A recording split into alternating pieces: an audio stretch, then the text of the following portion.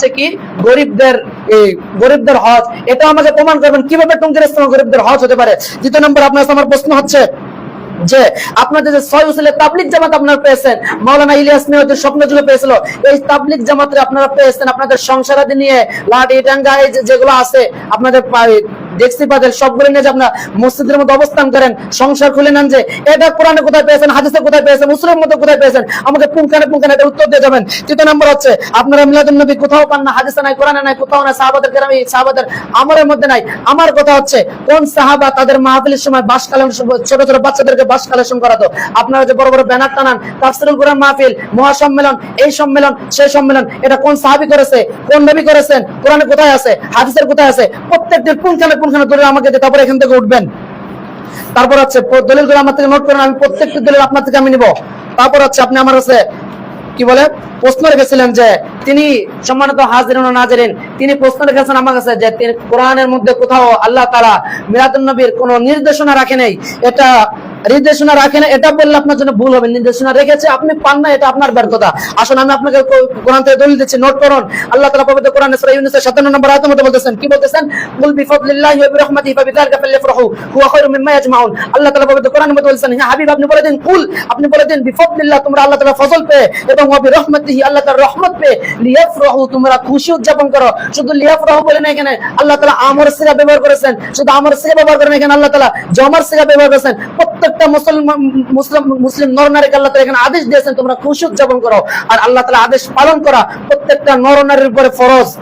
এখন আপনি যদি এটা না মানেন তাহলে আমি ভাববো আপনি ফরজ যেহেতু প্রত্যেকটা মুসলিমের উপর, এখন আপনি যদি মুসলিম হয়ে থাকেন তাহলে আপনি অবশ্যই আল্লাহ তাআলার কি বলে আদেশকে মান্য করবেন। তৃতীয় নম্বর আসুন, আল্লাহ তাআলা আয়াতের মধ্যে ফজল এবং রহমত দ্বারা কি বুঝিয়েছে? সমস্ত মুফাসসিরদের সৈয়দ যিনি, সরদার যিনি, রাইসুল মুফাসসিরিন হযরত আব্দুল্লাহ ইবনে আব্বাস রাদিয়াল্লাহু তাআলা আনহু, তিনি জিনার রওয়ায়াতে ও জালালউদ্দিন সুয়ুতী রহমাতুল্লাহ তার তাফসীর দুর মানসুরের 14 খণ্ড 377 নম্বর পৃষ্ঠার মধ্যে, অথবা আল্লামা মাহমুদ আল ইসলাম রুহুল মানির 6ষ্ঠ খণ্ড 133 নম্বর পৃষ্ঠার মধ্যে, ইমাম আবু হাইয়ান তাফসীর রুহুল মুহিতের 5ম খণ্ড 117 নম্বর পৃষ্ঠার মধ্যে বলতেছেন যে হযরত আব্দুল্লাহ ইবনে আব্বাস রাদিয়াল্লাহু আনহু বলতেছেন, কি বলতেছেন? ওয়া আখরাজ আবু শাইখ আন ইবনে আব্বাস ফিল আয়াত قال ফদলুল্লাহি লিল, আমার কাছে তাফসীর দুর মানসুরের 8 বাইন্ডিং আছে, তো দরকারে দেখে নেবেন।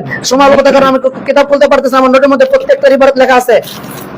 আসুন আপনাকে বলি, অর্থাৎ আব্দুল্লাহ ইবনে আব্বাস রাদিয়াল্লাহু আনহু বলতেছেন কি ফাদলুল্লাহিল ইলম, আল্লাহ তাআলা এই আয়াতের মধ্যে ফজল দ্বারা ইলমকে বুঝিয়েছেন। তারপরে বলতেছেন ও রাহমাতুহু মুহাম্মাদুন সাল্লাল্লাহু আলাইহি ওয়াসাল্লাম, এবং আল্লাহ তাআলা এই আয়াতের মধ্যে রহমত দ্বারা কুল কায়নাতের নবী রাহমাতুল লিল আলামিন নবীকে বুঝিয়েছেন। তারপরে বলতেছেন ক্বাল আল্লাহু তাআলা, আল্লাহ তাআলা তারপরে তিনি এই আয়াতের তাফসীর রহমত দ্বারা যে কি বুঝিয়েছে, এই আয়াতের তাফসীর কুরআন বিল কুরআন, অপর কুরআনের আয়াত দ্বারা তিনি তাফসীর করতেছেন। কি করতেছেন? ওয়া মা আরসালনাকা ইল্লা রাহমাতাল লিল আলামিন। আল্লাহ তাআলা বলতেছেন আয়াতের মধ্যে যে হে হাবিব আপনাকে সমস্ত কুল কায়নাতের জন্য আমি রহমত হিসেবে পাঠিয়েছি। হযরত আব্দুল্লাহ ইবনে আব্বাস রাদিয়াল্লাহু আনহু এই আয়াতের তাফসীর কুরআন বিল কুরআন দ্বারা করেছেন। এখন আসি আপনাদের শাইখুল ইসলাম, আমাদের না আপনাদের শাইখুল ইসলাম ইবনে তাইমিয়া মাজমুল ফাতওয়ার 4 নম্বর খণ্ড 363 নম্বর পৃষ্ঠাতে বলতেছেন যে আসলাহুত তাফসীরি তাফসীর কুরআন বিল কুরআন, সবথেকে বিশুদ্ধতম তাফসীর হচ্ছে দুনিয়ার জমিনের মধ্যে তাফসীর কুরআন বিল কুরআন। তিনি তারপর আরো বলতেছেন আপনাদের ইবনে তাইমিয়া যে মাজমুল ফাতওয়ার 13 নম্বর খণ্ড 361 নম্বর পৃষ্ঠাতে বলতেছেন যে যারা সাহাবীদের তাফসীর মানে না, তাবিঈদের তাফসীর মানে না, তারা হচ্ছে সবথেকে বড় বেদাতি। আপনি একটু আগে আমাকে বলেছেন যে বেদাত মিলাদুন নবী করা যাবে না, বেদাত এটা বেদাত সেটা বেদাত। আমি আপনার শাইখের কিতাব থেকে আপনাকে বলতেছি যে আপনি বেদাত যদি আপনি এই আয়াত যদি না মানেন, মিলাদুন নবী যদি না মানেন, তাহলে আপনি হচ্ছেন সবথেকে বড় বেদাত। আমার কিতাব থেকে বলতেছেন, আমি আপনার শাইখুল ইসলাম যিনি ইবনে তাইমিয়া তার কিতাব থেকে দলিল আমি বলতেছি, নোট করে রাখুন মাজমুল ফাতওয়া 13 নম্বর খণ্ড 361 নম্বর পৃষ্ঠা থেকে এটা এসেছে। এখন আসুন, যদি আপনি রাইসুল মুফাসসির আব্দুল্লাহ ইবনে আব্বাস রাদিয়াল্লাহু আনহু যদি না মানেন, সেটা রাখলাম। আপনার আকাবের যিনি রয়েছে, যাকে হাকিমুল উম্মত তার আপনারা কি করেন? দাবি করেন, উম্মতের চিকিৎসক যাকে দাবি করেন, তিনি তার খুতবাতে মিলাদুন নবী সাল্লাল্লাহু আলাইহি ওয়াসাল্লামের 5ম খণ্ড 64 নম্বর পৃষ্ঠার মধ্যে, এটা আমার কাছে হার্ড বাইন্ডিং আছে, এখানে দরকারে দেখে নেবেন। সময় স্বল্পতা করে আমি দেখাতে পারতেছি না, আমার নোটের মধ্যে প্রত্যেকটা ইবারত রয়েছে। আসুন বলতেছি শুনুন, হাসিল আয়াত কুল বিফাদলিল্লাহি ওয়া বিরহমাতিহি ফাবিযালিকা ফালইফরাহু হুয়া খায়রুম মিম্মা ইয়াজমাউন কা ये होगा हमको हक तारा ইরশাদ ফরমা रहे हैं। যে এই আয়াত দ্বারা আল্লাহ তাআলা আমাদেরকে ইরশাদ করতেছেন, বলতেছেন, কি বলতেছেন? যে হুজুর সাল্লাল্লাহু আলাইহি ওয়াসাল্লাম কি বুলাদতে জাহিরি ইস पर खुश होना चाहिए। রাসূল পাক সাল্লাল্লাহু আলাইহি ওয়াসাল্লামের জন্মদিনের উপরে আমাদের খুশি হওয়া চাই। কে বলতেছে? আপনাদের আকাবির আশরাফুল তানভীর সাহেব। তারপরে বলতেছেন ইসলিয়ে কে হুজুর সাল্লাল্লাহু আলাইহি ওয়াসাল্লাম हमारे लिए तमाम नियामतों का वास्ता है। हुजूर सल्लल्लाहु अलैहि वसल्लम আমাদের জন্য সমস্ত নিয়ামতের কি মাধ্যম। কে বলতেছে আপনারা কবে তারপরে তিনি বলতেছেন আর বাস जिस नियामत पर हक ताला इस शदमत के साथ खुश होने का हुक्म फरमा दे वो किस तरह खुश होने के काबिल ना होगी। তারপরে বলতেছেন যে নিয়ামতের উপরে আল্লাহ তাআলা স্বয়ং নিজেই এই খুশি হওয়ার জন্য আদেশ দিয়েছেন সেই নিয়ামতের উপরে আমরা কিভাবে খুশি না হয়ে পারি। তারপরে বলতেছেন যে इस आयत में फजल और रहमत से मुराद हुजूर আকরাম সাল্লাল্লাহু আলাইহি ওয়াসাল্লাম। আপনাদের হাকিমুল উম্মাত ইমাম আশরাফুল থানভী সাহেব তিনি তার খুতবাতে মিলাদুন নবী সাল্লাল্লাহু আলাইহি ওয়াসাল্লাম পঞ্চম খণ্ডের মধ্যে বলেছেন এটা। এখন আমার প্রশ্ন হচ্ছে আপনি কি আপনার আকাবের কিতাব দেখেন নাই? আমার সন্দেহ হচ্ছে আপনি তোমার কিতাবের নামে শুনেন নাই। আমার কাছে হার্ড বাইন্ডিং আছে, দোকানে এখান থেকে পড়ে নেবেন।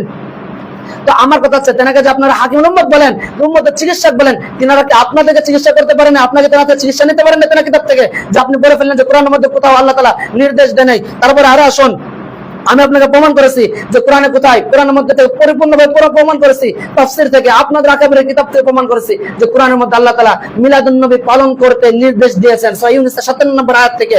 এখন আসুন সম্মানিত হাজিরুন নাযিরিন, তিনি আমার নিকট দ্বিতীয় আপত্তি রেখেছিল। সেই দ্বিতীয় আপত্তি হচ্ছে তিনি কি রেখেছিলেন যে রাসূল সাল্লাল্লাহু আলাইহি ওয়াসাল্লাম নাকি মিলাদুন নবী কখনো পালন করেননি তাই হায়াতে জিন্দেগীর মধ্যে। আসুন এটাও নোট করুন, আপনাকে আপনি পান না আমি আপনাকে পেয়ে দিচ্ছি, আপনি এটা নোট করে রাখুন, ঘরে ভালোভাবে দেখবেন। আপনাদের শায়েখ দেখা যাচ্ছে আপনারা এক পা সামনে আগাতে পারেন না। আলবানী তার তাহকিকে মুসলিম শরীফে বর্ণিত রয়েছে যে আন আবি কাতাদা হযরত আবু কাতাদা রাদিয়াল্লাহু আনহু থেকে বর্ণিত, আবু কাতাদা রাদিয়াল্লাহু আনহু বলতেছেন যে একবার রাসূল পাক সাল্লাল্লাহু আলাইহি ওয়াসাল্লামকে সোমবারের রোজা সম্পর্কে জিজ্ঞাসা করা হলো, সুইলা তাকে জিজ্ঞাসা করা হলো রাসূল সাল্লাল্লাহু আলাইহি ওয়াসাল্লামকে। তখন রাসূল সাল্লাল্লাহু আলাইহি ওয়াসাল্লাম কি উত্তর দিলেন? বললেন যে ফিহি বুলিতু ওয়া ফিহি উনজিলা আলাইয়া, আমি এই দিনে এই জন্য সোমবারে রোজা রাখি কারণ এই দিনে আমি জন্মগ্রহণ করেছি এবং এই দিনে আল্লাহ তাআলা আমার উপরে কোরআনে পাক নাযিল করেছেন, সেই জন্য আমি সোমবারে রোজা রাখি। আপনি সোমবার রাসূল পাক সাল্লাল্লাহু আলাইহি ওয়াসাল্লাম সোমবারে রোজা রেখে তার জন্মদিন পালন করেছে, আর আপনি বলতেছেন যে রাসূল সাল্লাল্লাহু আলাইহি ওয়াসাল্লাম মিলাদুন নবী পালনই করে নাই, জন্মদিন পালন করে নাই। রাসূল সাল্লাল্লাহু আলাইহি ওয়াসাল্লাম সোমবার রোজা রেখে তার জন্মদিন পালন করেছে তার হায়াতে জিন্দেগীর মধ্যে। আপনাদের আলবানী তাহকিকে মুসলিম শরীফের মধ্যে রয়েছে, এটা দেখে নেবেন, মুসলিম শরীফের 2640 নম্বর হাদিস। তারপর আসুন ইমাম তাবারানী রাহমাতুল্লাহি তাআলা আলাইহি আল মুজাম্মিল কাবির প্রথম খণ্ড 58 নম্বর পৃষ্ঠা, জামুল জাওয়ামির 23 নম্বর খণ্ড 306 নম্বর পৃষ্ঠা, আল ইসবাহ 14 নম্বর খণ্ড 145 নম্বর পৃষ্ঠা, আল বিদায়া ওয়ান নিহার 8 নম্বর খণ্ড 113 নম্বর পৃষ্ঠার মধ্যে, তারিখে দামেস্ক 30 নম্বর খণ্ড 26 নম্বর পৃষ্ঠার মধ্যে, মাজমাউ যাওয়াইদের 9ম খণ্ড 60 নম্বর পৃষ্ঠার মধ্যে হযরত আয়েশা সিদ্দিকা রাদিয়াল্লাহু তাআলা আনহা riwayat দিয়ে বলতেছেন, কি বলতেছেন যে তাযাকারা রাসূলুল্লাহ সাল্লাল্লাহু আলাইহি ওয়াসাল্লাম ওয়া আবু বকর রাদিয়াল্লাহু আনহু মিলাদাহুমা ইনদি। বলতেছেন হযরত আয়েশা সিদ্দিকা রাদিয়াল্লাহু তাআলা আনহা যে একবার রাসূল পাক সাল্লাল্লাহু আলাইহি ওয়াসাল্লাম এবং সিদ্দিক আকবর রাদিয়াল্লাহু তাআলা আনহু আমার নিকট এসে তিনারা তাদের মিলাদুহুমা তাদের মিলাদের উদযাপন তাযাকারা আমার নিকট আলোচনা করেছেন, মিলাদ আলোচনা করেছেন। আমরা সুন্নাহ সেই রাসূলের মিলাদে আলোচনা করি আমরা। তারপরে আসুন এই হাদিস থেকে আমরা জানতে পারি অবশ্যই রাসূল সাল্লাল্লাহু আলাইহি ওয়াসাল্লাম তিনি তার নিজের মিলাদ নিজে পালন করেছেন, নিজে আলোচনা করেছেন। এখন আসি, আপনি বললেন যে রাসূল সাল্লাল্লাহু আলাইহি ওয়াসাল্লাম মিলাদ পালন করে নাই, আমি আপনাকে দলিল দিচ্ছি রাসূল সাল্লাল্লাহু আলাইহি ওয়াসাল্লাম পশু জবাই করে তার মিলাদ পালন করেছে। কোথায় আছে এটা? হযরত ইমাম জালালউদ্দিন সুয়ুতী রাহমাতুল্লাহ তিনি যিনি চর্ম চোখে 75 বার রাসূল সাল্লাল্লাহু আলাইহি ওয়াসাল্লামকে স্বপ্ন যুগে দেখেছেন, এমন কোন বাপের বেটা নাই যে জালালউদ্দিন সুয়ুতী 9ম শতাব্দীর মুজাদ্দিদ তিনার দলিলকে খণ্ডন করবে। এই জামানার মধ্যে কোন বাপের বেটা এখনো জন্ম নেয়নি, আশা করি কিয়ামত পর্যন্ত জন্ম নেবে না যে তার এই দলিলকে খণ্ডন করবে। তার আল হাবির আল ফাতওয়ার প্রথম খণ্ড 230 নম্বর পৃষ্ঠার মধ্যে 230 নম্বর পৃষ্ঠার মধ্যে বলতেছেন যে একবার আন্নান নবী সাল্লাল্লাহু আলাইহি ওয়াসাল্লাম রাসূল সাল্লাল্লাহু আলাইহি ওয়াসাল্লাম তার নিজের পক্ষ থেকে আকিকা করলেন বাদান নবুওয়াতি, নবুয়ত প্রকাশের পরে তিনি আকিকা করলেন। মা আন্নাহু কদ ওয়ারাদা আন্না জাদ আব্দুল মুত্তালিব, তারপরে তার পিতা যিনি আছেন আব্দুল মুত্তালিব তিনি তার জন্মের 7ম দিনে তার পিতা রাসূল সাল্লাল্লাহু আলাইহি ওয়াসাল্লামের আকিকা করছেন। তারপর রাসূল সাল্লাল্লাহু তার দাদা আব্দুল মুত্তালিব আকিকা করছেন। তারপর রাসূল সাল্লাল্লাহু আলাইহি ওয়াসাল্লাম নবুয়ত প্রকাশ হওয়ার পরে কি করে যে পশু জবাই করে সকলকে আহার করিয়েছেন। এরপরে হযরত ইমাম জালালউদ্দিন সুয়ুতী রাহমাতুল্লাহি আলাইহি একটি উসুল বলতেছেন, কি বলতেছেন একটি কথা যে ওয়াল আকিকাতু লা তুআদু মাররাতান সানিয়াতান, একজন ব্যক্তির আকিকা লা তুআদু দ্বিতীয়বার হয় না, মাররাতান সানিয়াতান দ্বিতীয়বার কখনো একজন ব্যক্তির আকিকা হয় না। তাহলে ইমাম জালালউদ্দিন সুয়ুতী রাহমাতুল্লাহি আলাইহি এরপর বলতেছেন তাহলে রাসূল সাল্লাল্লাহু আলাইহি ওয়াসাল্লাম যে নবুয়ত প্রকাশের পর যে পশু জবাই করেছেন এটা কোথায় পেয়েছেন? বলেন ফায়ুহমালু, এটা এই দ্বিতীয়বার পশু জবাই করাটা এটার উপর বহন করে। যালিকা আলা আন্নাল্লাযী ফাআলাহু নবী সাল্লাল্লাহু আলাইহি ওয়াসাল্লাম, রাসূল সাল্লাল্লাহু আলাইহি ওয়াসাল্লাম এটাকে ইজহারুল শুকরি আলা ইজাদিল্লাহি ইয়্যাহু রাহমাতুল লিল আলামিন, আল্লাহ তাআলা যে তাকে রাহমাতুল লিল আলামিন হিসেবে দুনিয়ার জমিনে প্রেরণ করেছেন, এটার শুকরিয়া আদায়ের কারণে রাসূল সাল্লাল্লাহু আলাইহি ওয়াসাল্লাম পশু জবাই করে তার জন্মদিন নিজে পালন করেছেন। কোথা থেকে বলেছি? আল হাবিলিল ফতোয়া থেকে বলেছি, 1 নম্বর খণ্ড 230 নম্বর পৃষ্ঠার মধ্যে। যদি কোনো বাপের বেটা হয়ে থাকে, লাইভে যারা আছেন তাদেরকে আমি চ্যালেঞ্জ করতেছি, ইমাম তাজুল সুয়ুতির এই ফতোয়াকে খণ্ডন করবেন। আমি আপনার জন্য 24 ঘন্টা নবীর গোলাম হিসেবে বসার জন্য প্রস্তুত রয়েছে আমরা সুন্নিরা। তারপরে আসুন, এখন আপনি বলেছেন রাসূল সাল্লাল্লাহু আলাইহি ওয়াসাল্লাম কখনো মিলাদুন্নবী পালন করে নাই। আমি রাসূল সাল্লাল্লাহু আলাইহি ওয়াসাল্লামের মিলাদুন্নবী যে পালন করেছে এটা প্রমাণ করেছি। 3 নম্বর আপনি আপত্তি উঠিয়েছেন আমার কাছে। কি আপত্তি? যে সাহাবায়ে কেরামও কখনো মিলাদুন্নবী পালন করে নাই, আপনারা পান নাই। ভাই আপনারা পান নাই, এটা আপনাদের ব্যর্থতা, আপনার যোগ্যতা নাই পাওয়ার, সেজন্য পান নাই। আপনারা পাবেন কিভাবে? সারাদিন যদি বসে পান চামান তাহলে পাবেন কোথা থেকে আপনারা? যদি কোনো ব্যক্তি বঙ্গোপসাগরে গিয়ে মাছ ধরার জন্য জাল ফেলায়, এখন তিনি যদি জাল উঠানোর পরে যদি বলে যে মাছ একটাও পেলাম না, তার মানে বঙ্গোপসাগরে মাছ নাই। পুরো বঙ্গোপসাগর খুঁজে এসেছি, বঙ্গোপসাগরের মধ্যে একটা মাছও পাই নাই, বঙ্গোপসাগরে কোনো মাছই নাই। এটা তো তার ব্যর্থতা। আল্লাহ তাআলা বঙ্গোপসাগরে মাছ রেখেছে। যেমন একটা উসুল হচ্ছে কি, ইমাম দাউদ সুয়ুতি রাহমাতুল্লাহ তার বিখ্যাত কিতাব আল হাবিলিল ফতোয়ার একটা উসুল বর্ণনা করেছেন, নাফিউল ইলমি লা ইয়ালজামু মিনহু নাফিউল উজুদ। বলতেছেন কোন বিষয়ে ইলম না থাকা মানে সেই বিষয়ের অস্তিত্ব নাই, এটা কখনো হতে পারে না। ইলম নাই এটা তোমার ব্যর্থতা, আপনার ব্যর্থতা, এটা ইলম নাই। কিন্তু আপনি বলতে পারবেন না যে এই বিষয়ে অস্তিত্ব নেই, এটা কখনো আপনি বলতে পারবেন না। আসুন আপনাকে আমি দলিল দিচ্ছি। আপনাদের মান্যবর শায়েখ, যাকে আপনারা কি বলে শায়েখ বলেন, আলবানী তার তাহকিকে সহিহ সুনান নাসাই শরীফের সুনানুন নাসাই হাদিস নাম্বার 5426 নম্বর হাদিসে বলতেছেন, কি বলতেছেন? যে রাসূল পাক সাল্লাল্লাহু আলাইহি ওয়াসাল্লাম একবার সাহাবায়ে কিরাম একটি মজমানে বসে আছেন, তখন রাসূল সাল্লাল্লাহু আলাইহি ওয়াসাল্লাম তার পাশ দিয়ে হেঁটে যাচ্ছিলেন। তখন রাসূল পাক সাল্লাল্লাহু আলাইহি ওয়াসাল্লাম তাদেরকে জিজ্ঞাসা করলেন, মা আজলাসাকুম, তোমাদেরকে এইখানে কোন জিনিসটি বসিয়েছে? তখন সাহাবায়ে কিরাম বললেন যে আমরা এখানে বসেছি আল্লাহ তাআলা শুকর আদায় করার জন্য, আল্লাহ তাআলা জিকির করার জন্য। তারপরে সাহাবায়ে কিরাম বলতেছেন যে ওয়া মান্না আলাইনা বিকা, এবং এখানে আমরা বসেছি আপনাকে যে আল্লাহ তাআলা আমাদের নিকট রহমত হিসেবে প্রেরণ করে যে দয়া করেছেন, সে দয়ার শুকরিয়া আদায়ের জন্য আমরা সাহাবায়ে কিরাম এখানে আমরা সাহাবায়ে কেরাম এখানে বসে শুকরিয়া আদায় করতেছি এবং আপনার জন্ম নিয়ে আলোচনা করতেছি। তারপরে রাসূল সাল্লাল্লাহু আলাইহি ওয়াসাল্লাম তাকে জিজ্ঞেস করলেন, তোমরা কি সত্যি এটা করতেছো? তখন সাহাবায়ে কেরাম বলল, অবশ্যই আমরা সত্যি এটা করতেছি, আল্লাহর কসম করে সাহাবায়ে কেরাম বলেছেন। তারপর রাসূল সাল্লাল্লাহু আলাইহি ওয়াসাল্লাম বললেন যে আমি তোমাদের এটা এই জন্য জিজ্ঞেসি, আমার কাছে আল্লাহ তাআলা হযরত জিবরাইল আলাইহিস সালামকে পাঠিয়েছেন। কেন পাঠিয়েছেন? আল্লাহ তাআলা বলতেছেন সাহাবায়ে কিরাম যেখানে বসে আপনাকে নিয়ে যে আলোচনা করতেছে, আল্লাহ তাআলা এটা তার ফেরেশতাদেরকে নিয়ে গর্ব করতেছে। আন্নাল্লাহ আযজা ওয়া জাল্লা ইউবাহি বিকুমুল মালায়েকা, ইউবাহি আল্লাহ তাআলা গর্ব করতেছে কাদের সঙ্গে? সাহাবায়ে কিরামদেরকে নিয়ে, ফেরেশতাদের সঙ্গে। কি কারণে? রাসূল সাল্লাল্লাহু আলাইহি ওয়াসাল্লামের মিলাদ নিয়ে আলোচনা করার কারণে। তো আপনি বলছেন সাহাবায়ে কিরাম মিলাদ দিনে কখনো মিলাদ পালন করে নেই, মিলাদ নিয়ে আলোচনা করে নেই। এইখানের মধ্যে হযরত আপনাদের আলবানী তার সুনান নাসাই শরীফের মধ্যে তিনি তাহকিক করে যে হাদিসগুলো আনছেন সহিহ যেগুলো বলেছেন, সেই হাদিস থেকে আপনাকে দেখাইছি আমি যে সাহাবায়ে কিরাম মিলাদ দিনে পালন করেছে। তারপর আসুন, যদি এটাও না মানেন তারপর আরেকটা দলিল আপনাকে আল্লামা খালিদ মাহমুদ। এখন আসুন আপনাদের আকাবে জেনে রয়েছেন, সম্মানিত বিচারক মহোদয়ের কাছে আমার আবেদন, আমার আরো অসংখ্য দলিল রয়েছে, আমি সঙ্গে মূল পয়েন্টগুলো বলে নেব। আমাকে 2-3 মিনিট সময় দিন, আমি তাদের কাছে আবেদন করতেছি। আপনাদের আকাবের দেওবন্দ আকাবের জেনে রয়েছেন আল্লামা খালিদ মাহমুদ সাহেব, কিতাবটি কোথায়? আল আবাকাতের মধ্যে আমার কাছে হার্ড ব্যান্ডিং রয়েছে। খালিদ মাহমুদ সাহেব তিনি তার কিতাবের মধ্যে বলেছেন, কি বলেছেন? 199 পৃষ্ঠার মধ্যে বলেছেন যে কি মিলাদুন নবী সাল্লাল্লাহু আলাইহি ওয়াসাল্লাম का जिक्र करना कुरान और सुन्नत से साबित है। মিলাদুন নবী সাল্লাল্লাহু আলাইহি ওয়াসাল্লামের আলোচনা করা কুরআন এবং সুন্নাত থেকে প্রমাণিত। আর সাহাবা का तो मामूल था कि हुजूर का मिलाद मनाना करते थे, এখানে करते थे ইস্তেমারে বুঝেন, তারা সর্বদা করতেন। যে সাহাবাদের আমলই ছিল রাসূল সাল্লাল্লাহু আলাইহি ওয়াসাল্লামের মিলাদ, রাসূল সাল্লাল্লাহু আলাইহি ওয়াসাল্লামের জন্মদিন নিয়ে আলোচনা করা। তারপরে বলতেছেন লিহাজা এ হারগিজ বেদাত নেহি হে, এটা কার কিতাব থেকে দেখেছে? এটা কখনো বেদাত হতে পারে না। আপনাদের আকাবির যাকে আপনারা দেওবন্দের বড় আকাবির মানেন, খালিদ মাহমুদ সাহেব তার আল আবাকাত কিতাব আমার কাছে হাইট বান্ডিং রয়েছে, এটা নোট করে নেবেন। আমার কাছে আল আবাকাত 199 পৃষ্ঠার মধ্যে বলেছেন, আমার এখানে কি বলে আর ইবারত রয়েছে, সেজন্য আমি কিতাব খুলতেছি না সময় স্বল্পতার কারণে। পড়ে নেবেন এটা। আমার মনে হয় না যে আপনার নাম শুনেছেন, এটা কখনো দেখেছেন, দেখে নেন ভালোভাবে, লাগলে আমার থেকে এখান থেকে কিতাব নিয়ে পড়বেন। তারপরে আসুন, আপনার আগামী থেকে আমি প্রমাণ করেছি যে সাহাবায়ে কিরাম মিলাদ পালন করত এবং মিলাদ পালন করা কখনো বেদাত হতে পারে না। এখন আসুন, এমন একজন ব্যক্তির কথা বলবো যে ব্যক্তি, এমন একজন ব্যক্তি যে ব্যক্তিকে লামা সাহেব বলেন, দেওবন্দি বলেন, সুন্নিরা বলেন, সকল আলেম সবাই যাকে মানত, আল্লামা আব্দুল হাই লাকনবী রহমতুল্লাহ তাআলা আলাইহি, তিনি তার মাজমাউল ফতোয়ার প্রথম খণ্ড 60 নম্বর পৃষ্ঠার মধ্যে বলতেছেন, কি বলতেছেন যে ঈদে মিলাদুন নবী সাল্লাল্লাহু আলাইহি ওয়াসাল্লামের অস্তিত্ব রাসূল সাল্লাল্লাহু আলাইহি ওয়াসাল্লাম এবং সাহাবাগণের জামানায় ছিল, যদিও এই নামে ছিল না।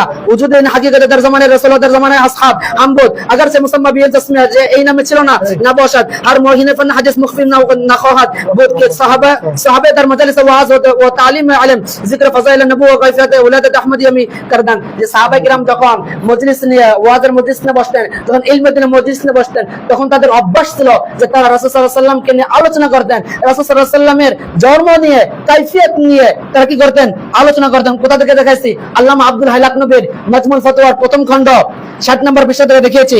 এখন আসুন 2 মিনিট আমি আপনার এটাতে বসে দেব। আপনি একটা হাদিস দিয়েছিলেন, আপনাদের হাদিসের সঠিক ব্যাখ্যা দিচ্ছে, বলছিলেন যে কি, যেটি কোরআন হাদিসের মধ্যে নাই, শরীয়তের মধ্যে নাই, সেটা পরিত্যক্ত। এই হাদিসে বলে দেন আপনারা মানুষকে গুমরাহ করার জন্য, কিন্তু এই হাদিসের আপনারা তো সঠিক ব্যাখ্যা দেন না, কারণ ব্যাখ্যা দিলে তো আপনার বন্ডামি ধরা হয়ে যাবে, আপনাদের ব্যবসা চলে যাবে, আপনাদের ব্যবসা মানুষ বুঝে ফেলবে, সেটা আপনারা ব্যাখ্যা দেবেন না, আপনারা শুধু হাদিসটা মানুষকে বলে যাবেন। আসলে আমি বলতেছি, আল্লামা কাজী বাইজাবি রাহমাতুল্লাহ আলাইহি এই যে হাদিসের ব্যাখ্যা দিচ্ছেন, কি ব্যাখ্যা দিচ্ছেন? আল মানা মান আহদাসা ফিল ইসলামি রা'য়ান লাম ইয়াকুন লাহু মিনাল কিতাবি ওয়াস সুন্নাতি সানাদুন যাকিরুন আও খাফিয়ুন মালফুজুন আও মুস্তানবাতুন ফাহুয়া মারদুদুন আলাইহি। বলতেছেন এই হাদিসের ব্যাখ্যাই হলো যে ব্যক্তি নিজের রায় মোতাবেক ইসলামে কোনো কিছু সৃষ্টি করলো, যার কোনো প্রমাণ কোরআন সুন্নাহ প্রকাশ্যে গোপনে শব্দগত এবং অর্থগত নেই, সেটি হলো পরিত্যক্ত। এখন আমি তো আপনাকে কোরআন থেকে দেখাইছি মিলাদুন নবী আছে, আর সাহাবায়ে কেরামের আমল থেকে দেখাইছি মিলাদুন নবী আছে, এখানে বিচারক মণ্ডলী বসে আছে, তেনারা শুনতেছেন। যদি আমার ভুল, অবশ্যই বিচার মণ্ডলী আমার ভুল ধরবে। রাসূল পাক সাল্লাল্লাহু আলাইহি ওয়াসাল্লামের আমল থেকে দেখিয়েছি যে রাসূল সাল্লাল্লাহু আলাইহি ওয়াসাল্লাম আমল করেছেন মিলাদুন নবী। তাহলে আপনি যে বললেন যে এটা পরিত্যক্ত, এটার ব্যাখ্যাটা কেন দিলেন না? এটার ব্যাখ্যার মধ্যে আছে যেটি কোরআন সুন্নাহ হাদিস ইজমা কিয়াসের মধ্যে নাই, সেটি পরিত্যক্ত। কিন্তু আমার মিলাদুন নবী তো কোরআনের মধ্যে আছে, সাহাবাদের আমলের মধ্যে আছে, রাসূল সাল্লাল্লাহু আলাইহি ওয়াসাল্লামের আমলের মধ্যে আছে, হাদিসের মধ্যে আছে, তাহলে এটা কিভাবে পরিত্যক্ত হয়? এটা জবাব আমাকে দেবেন। কোথা থেকে বলেছে আল্লামা কাজী বাইজাবি রাহমাতুল্লাহ আলাইহি তার তুফাতুল আবরারের প্রথম খণ্ড 18 নম্বর পৃষ্ঠা, ইমাম তিরমিজি রাহমাতুল্লাহ শরহ মিশকাতুল মাসাবিহ দ্বিতীয় খণ্ড 603 নম্বর পৃষ্ঠা, লামা সাইয়্যিদ উবাইদুল্লাহ মুবারকপুরি যিনি রয়েছেন মিরকাতুল মাফাতির 1 নম্বর খণ্ড 226 নম্বর পৃষ্ঠা, মুলাল কারী মিরকাতুল মাফাত, আমার মিরকাতুল মাফাত রয়েছে এখানে প্রথম খণ্ড 222 নম্বর পৃষ্ঠার মধ্যে বলেছেন। এছাড়াও ইমাম শাফিঈ রাহমাতুল্লাহ বলতেছেন যে নতুন এমন কিছু সৃষ্টি করা যা কোরআনে নাই, সুন্নাহ নাই, আসার হাদিসে নাই এবং ইজমা এর বিপরীত হয়, তাহলে সেটি হচ্ছে গুমরাহ। আর নতুন ভালো কাজ যা সৃষ্টি করা হয় কোরআন সুন্নাহ আসার ইজমা কিয়াসের মধ্যে বিপরীত নয়, তাহলে তা নিন্দনীয়। যেমন হযরত ওমর রাদিয়াল্লাহু আনহু তার জামানার মধ্যে 20 রাকাত তারাবির জামাত চালু করেছিলেন, এটা নিন্দনীয় না, এটা বেদাতে হাসানা। ঠিক তেমনি ভাবে এই হাদিস ইমাম শাফিঈ রাহমাতুল্লাহ বলতেছেন যে কোরআনের মধ্যে আছে, আসরের মধ্যে আছে, ইজমার মধ্যে আছে, কিয়াসের মধ্যে আছে, সেটি হচ্ছে কি নিন্দনীয় না, সেটা গ্রহণযোগ্য। তো আমার যে মিলাদুন নবীর কথা বলতেছেন, এটা কোরআনের মধ্যে আছে, আসরের মধ্যে আছে, সবকিছুর মধ্যে আছে, তাহলে অবশ্যই এটি পরিত্যক্ত কখনো হতে পারে না, এটি গ্রহণযোগ্য মিলাদুন নবী। এই হাদিসটি আল্লামা ইমাম নববী রাহমাতুল্লাহ তার মুসনাদ শরীফের মধ্যে এনেছেন, আল্লামা ইমাম বদরুদ্দিন আইনি রাহমাতুল্লাহ তার উমদাতুল কারীর মধ্যে এনেছেন। এছাড়াও এই হাদিসটি অসংখ্য উলামায়ে কেরাম এনেছেন, আমার কাছে কিতাব রয়েছে, সবকিছু হার্ড বাইন্ডিং রয়েছে, কিতাব নিয়ে এসে এখানে বসছি, আপনারা 2-3টা কিতাব এখানে বসে নাই। সম্মানিত বিচারকদের কাছে আমার আবেদন থাকবে এবং নাজির এবং হাজির যারা আছেন, তিনি আমার কাছে 3টি প্রশ্ন রেখেছিলেন, আমি তার 3টি প্রশ্নের পুঙ্খানে উত্তর দিয়েছি। আমি আর তার কাছে 3টি প্রশ্ন হচ্ছে, আমি তাকে কোরআন থেকে দেখিয়েছি যে কোরআনে কোথায় মিলাদুন নবী আছে, তার নিকট আমার প্রশ্ন হচ্ছে আপনি এখন আমাকে দেখাবেন আল্লাহ তাআলা কোরআনে কোন আয়াতের মধ্যে মিলাদুন নবী পালন করতে নিষেধ করেছে, এটা আপনি আমাকে দেখাবেন। আমার 2 নম্বর প্রশ্ন আপনার কাছে, আপনি আমাকে দেখাবেন যে রাসূল সাল্লাল্লাহু আলাইহি ওয়াসাল্লাম কোথায় মিলাদুন নবী পালন করতে নিষেধ করেছে, আপনি আমাকে এটা দেখাবেন। 3 নম্বর প্রশ্ন হচ্ছে যে সাহাবায়ে কিরামরা যে মিলাদুন নবী পালন করে নাই, এটা কোথায় আছে, কোন কিতাবে, কোরআনে কোথায় আছে, হাদিসে কোথায় আছে, ইজমাতে কোথায় আছে, এটা আমাকে দেখাবেন। তারপরে ময়দান থেকে উঠবেন আপনারা। যদি এটা দেখাতে না পারেন তাহলে আজকে ভেবে নাও আমরা যে আপনারা পরাজয় বরণ করেছেন। এটা বলে আমি আমার বক্তব্য শেষ করতেছি। আসসালামু আলাইকুম ওয়া রাহমাতুল্লাহ।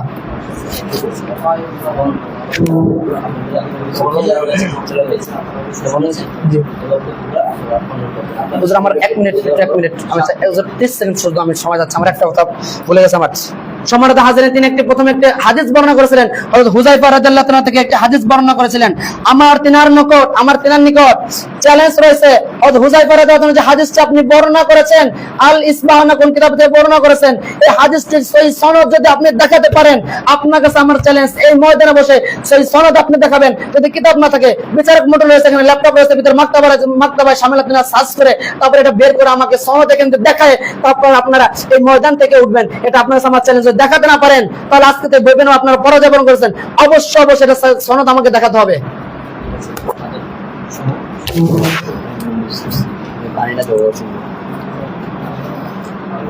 আসসালামু আলাইকুম। যে আমার কর্তৃপক্ষ যারা আমাদেরকে কিছু প্রশ্ন আমাদেরকে ছুড়ে দিচ্ছেন, এবং আমি যে প্রশ্নগুলো করছিলাম সেই প্রশ্ন থেকে উনি আমাকে কিছু জবাব দিচ্ছেন। তার মধ্যে উনি আমাকে একটা জবাব দিচ্ছেন, তার মধ্যে হচ্ছে মিলাদুন নবী বা মিলাদের সম্পর্কে আলোচনা করেছেন সাহাবীরা। নবীজি এটা শুনেছেন, বিচারক মণ্ডলী আছেন এবং আপনারা আছেন যারা আমাদেরকে অনলাইনের মাধ্যমে অফলাইনের মাধ্যমে যারা দেখতেছেন, আপনারা একটু বুঝবেন। উনি বলেছেন মিলাদের আলোচনা করেছেন। এখন আমার প্রশ্ন হচ্ছে, নবীজি ইন্তেকাল করেছেন, নবীজি 12 রবিউল আউয়ালে ইন্তেকাল করেছেন। এই ইন্তেকালের দিন নবীজি সাল্লাল্লাহু আলাইহি ওয়াসাল্লাম উনি আবার উফাত হয়েছেন। তো আপনারা এই দিনে সুখ পালন করেন, আপনারা সুখ পালন করতেছেন না, কিন্তু আপনারা খুশি উদযাপন করতেছেন। এটা কোথায় পাইছেন? এটা কিভাবে আপনারা মানান? এটা আমাকে বোঝাবেন। এই মিলাদ সম্পর্কে আপনি যেটা বলছেন যে সাহাবীরা নবী করিম সাল্লাল্লাহু আলাইহি ওয়াসাল্লাম উনি একদিন রাস্তা দিয়ে হাঁটতেছেন, তখন সাহাবীদেরকে দেখলেন তিনি একসাথে বসে আছেন। আপনি বলছেন সাহাবীদেরকে জিজ্ঞেস করেছে, তখন সাহাবীরা উত্তর দিছে যে ওনার জীবন বৃত্তান্ত, মিলাদের বিষয় নিয়ে উনি আলোচনা করতেছিলেন। তো এখন আমার কথা হচ্ছে, মিলাদ, আপনারা মিলাদ মানেন কিন্তু সিরাত মানেন না। আমার এক নম্বর, আপনারা মিলাদ মানতেছেন, মিলাদের আলোচনা করেন, কিন্তু সিরাতের আলোচনা করতেছেন না। কারণ খ্রিস্টানরা মিলাদ মানছে, যেরকম ঈসা আলাইহিস সালামের জামানা উনি যে জন্মগ্রহণ করেছেন, সেই জন্মগ্রহণের উনারা জন্মদিনে উদযাপন করেছেন, কিন্তু সিরাত মানেন নাই। কারণ সিরাত মানতে গেলে ওনারা মূল ইসলাম মানতে হবে। মূল ইসলাম মানতে হলে তিনারা মদ খাইতে পারবে না, জুয়া খেলতে পারবে না, গাঁজা খাইতে পারবে না, তিনারা জিনা করতে পারবে না, ইত্যাদি খারাপ কাজের মধ্যে ওনারা লিপ্ত হতে পারবে না। এই জন্য তারা এই সিরাতুন নবী যেটা, সেটা তারা মানে নাই। এই জন্য তারা খাঁটি মুসলমান হওয়ার ভয়ে এই খারাপ কাজগুলো তারা করতে পারবে। একটা স্বাধীনতা এখন আছে, কিন্তু তারা এই সিরাতুন নবী মানলে তারা স্বাধীনতা পাবে না। এই স্বাধীনতার ভয়ে তারা সিরাতুন নবী মানে না, মিলাদুন নবী মানে। ঠিক তাদের মতোই আপনারা সিরাতুন নবী মানেন না, কিন্তু মিলাদুন নবী মানতেছেন। কারণ আমার রাসূল সাল্লাল্লাহু আলাইহি ওয়াসাল্লাম উনি দীর্ঘ 23 বছর, নবুয়তের পরে 23 বছরের মধ্যে উনি যা কিছু করে গেছেন, মানুষের কাছে রক্তাক্ত হয়েছেন, মানুষের কাছে মার খাইছেন। উনি এই মার খাওয়ার পরেও, রক্তাক্ত হওয়ার পরেও উনি এই যে 23 বছর যে আমাদের জন্য যা কিছু করে গেলেন, আপনারা তো এগুলোর কোনো উত্তর দিতেছেন না। ওনার সিরাতুন নবী আপনারা মানতেছেন না। কারণ সিরাতুন নবী মানতে গেলে আপনাদের সব মুখোশ খুলে যাবে। আপনাদের মুখে নাই নবীর সুন্নত দাড়ি, নাই আপনাদের শরীরে সুন্নতি পোশাক, আখলাকে নাই সুন্নতি আপনাদের। তো আপনারা কিসের আশিক হয়ে গেলেন? কিন্তু আপনাদেরকে লেবাস দেখলে মনে হয় আপনারা আহারে বিশাল বড় আশিকের রাসূল হয়ে গেছেন আপনারা। দ্বিতীয় প্রশ্ন, আপনারা বলতেছেন সাহাবীরা পালন করেছেন, সাহাবীরা কোথায় পালন করেছেন? আপনি বলছেন মিলাদের কথা, কিন্তু আপনি যেভাবে জুলুস পালন করতেছেন, এই জুলুসটা কোথা থেকে আসছে ভাই? আপনার কাছে আমার প্রশ্ন থাকবে, এবং আপনারা যারা অনলাইনের মাধ্যমে আমাদেরকে দেখতেছেন, বিচারক মণ্ডলী, আপনাদের কাছে আমার একটা প্রশ্ন থাকবে যে মিলাদুন নবী যে জুলুসটা, এই জুলুসটা আসছে কোথা থেকে? উনি বলছেন মিলাদ করছে। মিলাদ মানে কি? জীবন মানে ওনার জন্ম বিষয় নিয়ে আলোচনা করা, জন্ম বিষয় নিয়ে আলোচনা করছে, কিন্তু ওনার সিরাতুন নবীতে আলোচনা করে নাই। এবং নবী করিম সাল্লাল্লাহু আলাইহি ওয়াসাল্লাম আপনারা যেভাবে রাস্তার মধ্যে র্যালি করেন, আপনারা যেভাবে রাস্তার মধ্যে র্যালি করতেছেন, স্পিকার বাজাচ্ছেন, মানুষকে হয়রানি করতেছেন, এর মধ্যে তো আপনার যে জুলুসটা করছেন, এক কথায় এই জুলুসটা তো সাহাবীদের জামানায় ছিল না, সাহাবীদের জামানায় ছিল না। এবং নবী করিম সাল্লাল্লাহু আলাইহি ওয়াসাল্লাম এই যেদিন মৃত্যু বরণ করেছেন, এই দিনের মধ্যে কে খুশি হয়েছে? যে ব্যক্তি নবীজির দুশমন ছিল, যেমন কাফেররা ছিল, মুশরিক ছিল, বেঈমান ছিল, তারা খুশি হয়েছে। কিন্তু এই দিন আমাদের সুখ পালন করা উচিত। কেন? আমাদের সমস্ত উম্মতি মুহাম্মদীদেরকে নবী করিম সাল্লাল্লাহু আলাইহি ওয়াসাল্লাম তিনি আমাদেরকে এতিম করে চলে গেছেন, এই জন্য আমরা সুখ পালন করব। কিন্তু আপনারা সুখ পালন না করে সেই দিন আনন্দ উল্লাস করতেছেন।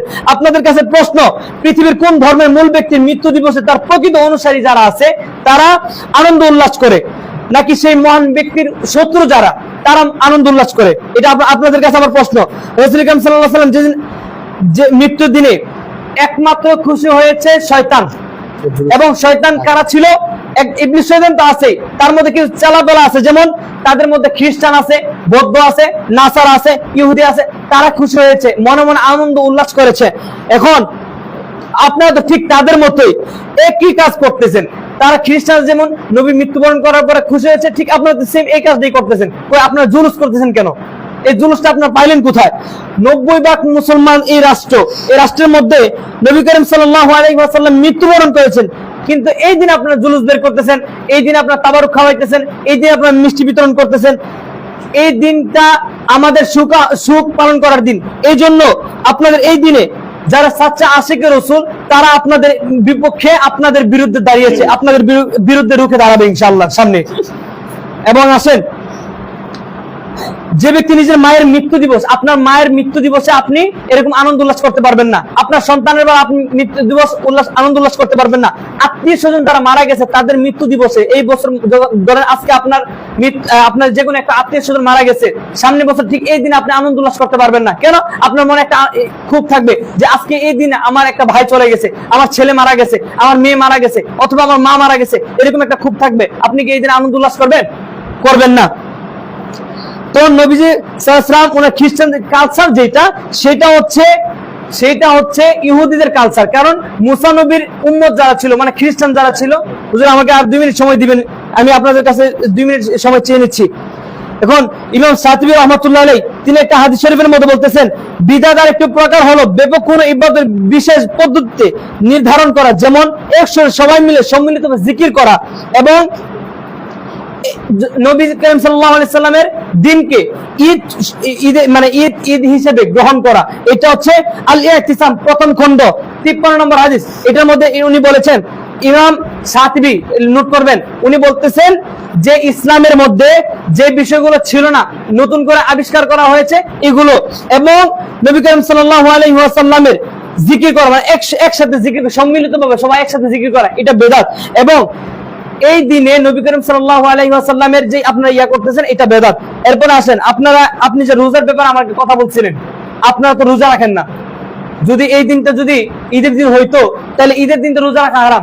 ঈদের দুইটা ঈদ আছে বছরে, এই দুইটা ঈদের রোজা রাখা হারাম। তো আপনারা এই দুইটা ঈদের রোজা রাখতেছেন, নবী করিম সাল্লাল্লাহু আলাইহি ওয়াসাল্লাম রোজা রাখছে, আপনারা বলছেন এটা ঈদ। এটা কোন ভাবে যুক্তি হইলো আমি বুঝলাম না। আপনাদের কাছে আমার 3টা প্রশ্ন থাকবে। একই দিনে নবী করিম সাল্লাল্লাহু আলাইহি সাল্লাম তিনি জন্মগ্রহণ করেছেন, এটার আনন্দ উল্লাস করতেছেন, কিন্তু নবী যে ইন্তিকাল করেছেন এটা শোক দিবস আপনারা পালন করতেছেন না। 1 নম্বর প্রশ্ন। 2 নম্বর প্রশ্ন থাকবে, ঈদ মিলাদুন নবী যে জশ্নে জুলুস পাইছেন, এই জশ্নে জুলুসটা কে করছে বা কাহারা করছে, এটা আমাদেরকে প্রমাণ দিবেন। 3 নম্বর প্রশ্ন হচ্ছে, আপনারা যে এই যে পতাকা লাগান, পতাকা ধরে ধরে আপনারা নারে রিসালাতের একটা স্লোগান দেন, এই ভণ্ডামি পাইছেন কই ভাই? পতাকা নিয়ে আপনারা এই যে মানে হাঁটাহাঁটি করতেছেন, মানুষকে একটা বিভ্রান্তের মধ্যে ফেলে দিচ্ছেন। একটা মেয়ে যখন গর্ভবতী হয়ে যায়, যখন ওই মেয়েটা মেডিকেলে যাওয়ার জন্য প্রস্তুতি নেয়, আপনাদের জুলুসের জন্য সেই মানুষটা যাইতে পারতেছে না। আপনি এগুলো পাইলেন কই? আমি আপনাদের কাছে 3টা প্রশ্ন রেখে গেলাম। একটা হচ্ছে ঈদ মিলাদুন নবী জুলুস কে করছে বা কাহারা করছে, এটা আমাকে প্রমাণ দিবেন। 2 নম্বর হচ্ছে, আপনি পতাকা, আপনার যে পতাকা টানান, এই যে তারা দেওয়া, চাঁদ দেওয়া, বিভিন্ন মানে আকৃতি দেখা যায় আর কি, আপনার যে এই যে পতাকাটা করতেছেন, এই পতাকা কে টানাইছে, এটা আমাকে প্রমাণ দিবেন। এবং আরেকটা প্রশ্ন হচ্ছে যে আপনার ইন্তেকালের দিয়ে শোক দিবস পালন করেন না, কিন্তু আপনারা আনন্দ উল্লাস করতেছেন। এই 3টা প্রশ্ন আমি আপনাদের কাছে রেখে আমার বক্তব্য শেষ করছি। আসসালামু আলাইকুম।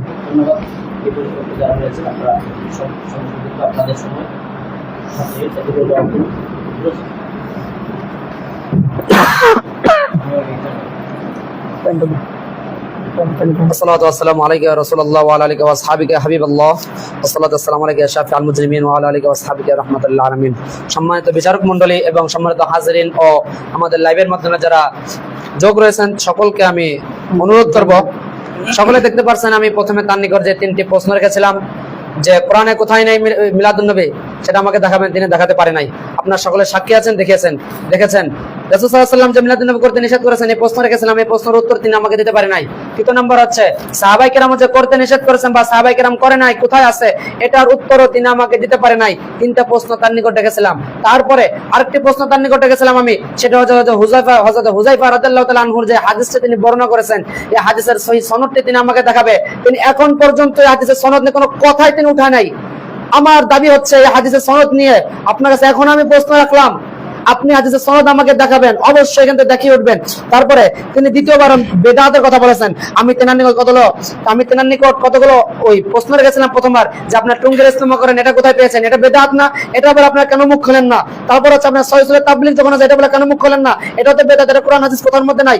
তারপর হচ্ছে আপনারা যে জাকাত ফাতরা বিভিন্ন কিছু করেন, মহাসম্মেলন, এই সম্মেলন সেই সম্মেলন করেন, এটা কি বেদাত না, এটা কি কোরআন হাদিসের মধ্যে আছে? আমি আপনার কাছে একটা প্রশ্ন রেখেছিলাম, আপনার এই প্রশ্ন কোনো একটু জবাব আপনি দেন না, আপনার জবানের মধ্যে আপনি এই কথাটি আনেন নাই।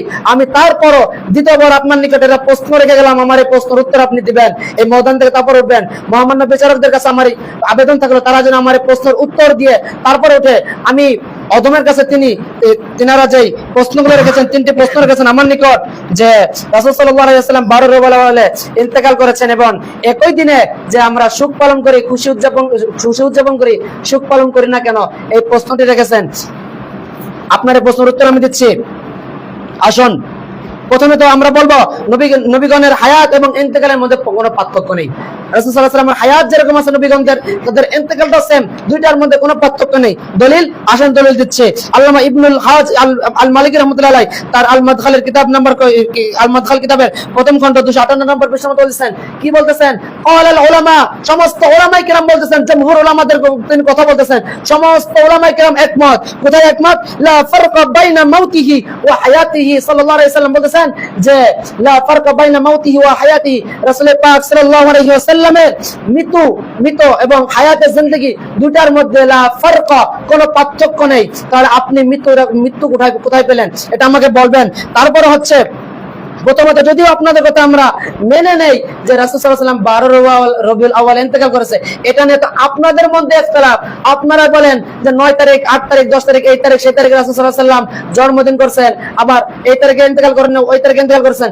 আপনারা এখানে ইখতিলাফ উঠান, আবার এখানে আপনারা বলছেন যে এই দিনে করেছে। আপনারা তো কথা কোনো কোথাও মিল পাচ্ছে না, আর কথা তো মিল তাদের থাকে না যারা নবীর জামানার মধ্যে সামনে এক কথা বলতো আর পিছন থেকে দৌড়তে ভেগে চলে যেত, তাদেরকে মুনাফিক বলে।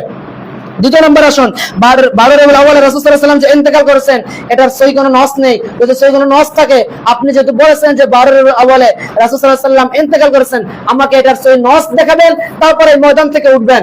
মহামান্য বিচারকগণ আছে, আমার তাদের নিকট আবেদন, তিনি যেন আমাকে নস দেখায় যে রাসূল সাল্লাল্লাহু আলাইহি ওয়াসাল্লাম ইন্তেকাল করেছে, তারপরে তিনি এখান থেকে উঠবে।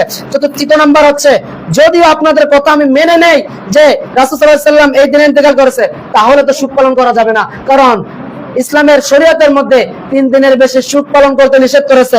দলিল কোথায়? আসুন আপনাকে আমি দলিল দিচ্ছি। ইমাম বুখারী রাহমাতুল্লাহ আলাইহি তার বুখারী শরীফের একটা হাদিস, 313 নম্বর হাদিস, এই হাদিসের মধ্যে তিনি বলতেছেন, কি বলতেছেন, যে হযরত উম্মে আতিয়া রাদিয়াল্লাহু তাআলা আনহা থেকে বলতেছেন, ক্বালাত হযরত উম্মে আতিয়া রাদিয়াল্লাহু তাআলা বলতেছেন, কুননা নুনহা আন নুহিদ্দা আলা মাইয়িতি ফাওকা সালাস, যে রাসূল সাল্লাল্লাহু আলাইহি ওয়াসাল্লাম আমাদেরকে নিষেধ করেছেন, কিসের জন্য নিষেধ করেছেন? আলা মাউতি ফাওকা সালাস, কোন মৃত ব্যক্তির উপরে 3 দিনের বেশি শোক পালন করতে আমাদেরকে নিষেধ করেছেন। তারপরে বলতেছেন, ইল্লা, তবে আলা যাওজি আরবাআতা আশহুরি ওয়া আশরান, তবে একজন পুরুষের জন্য তার স্ত্রী, মৃত পুরুষের জন্য তার স্ত্রী 4 মাস 10 দিন শোক পালন করতে পারবে। এখন আমি আপনাকে বলবো, যদি আপনি শোক পালন করতে চান, তাহলে আপনি মহিলাদের কাতারে গিয়ে দাঁড়াবেন।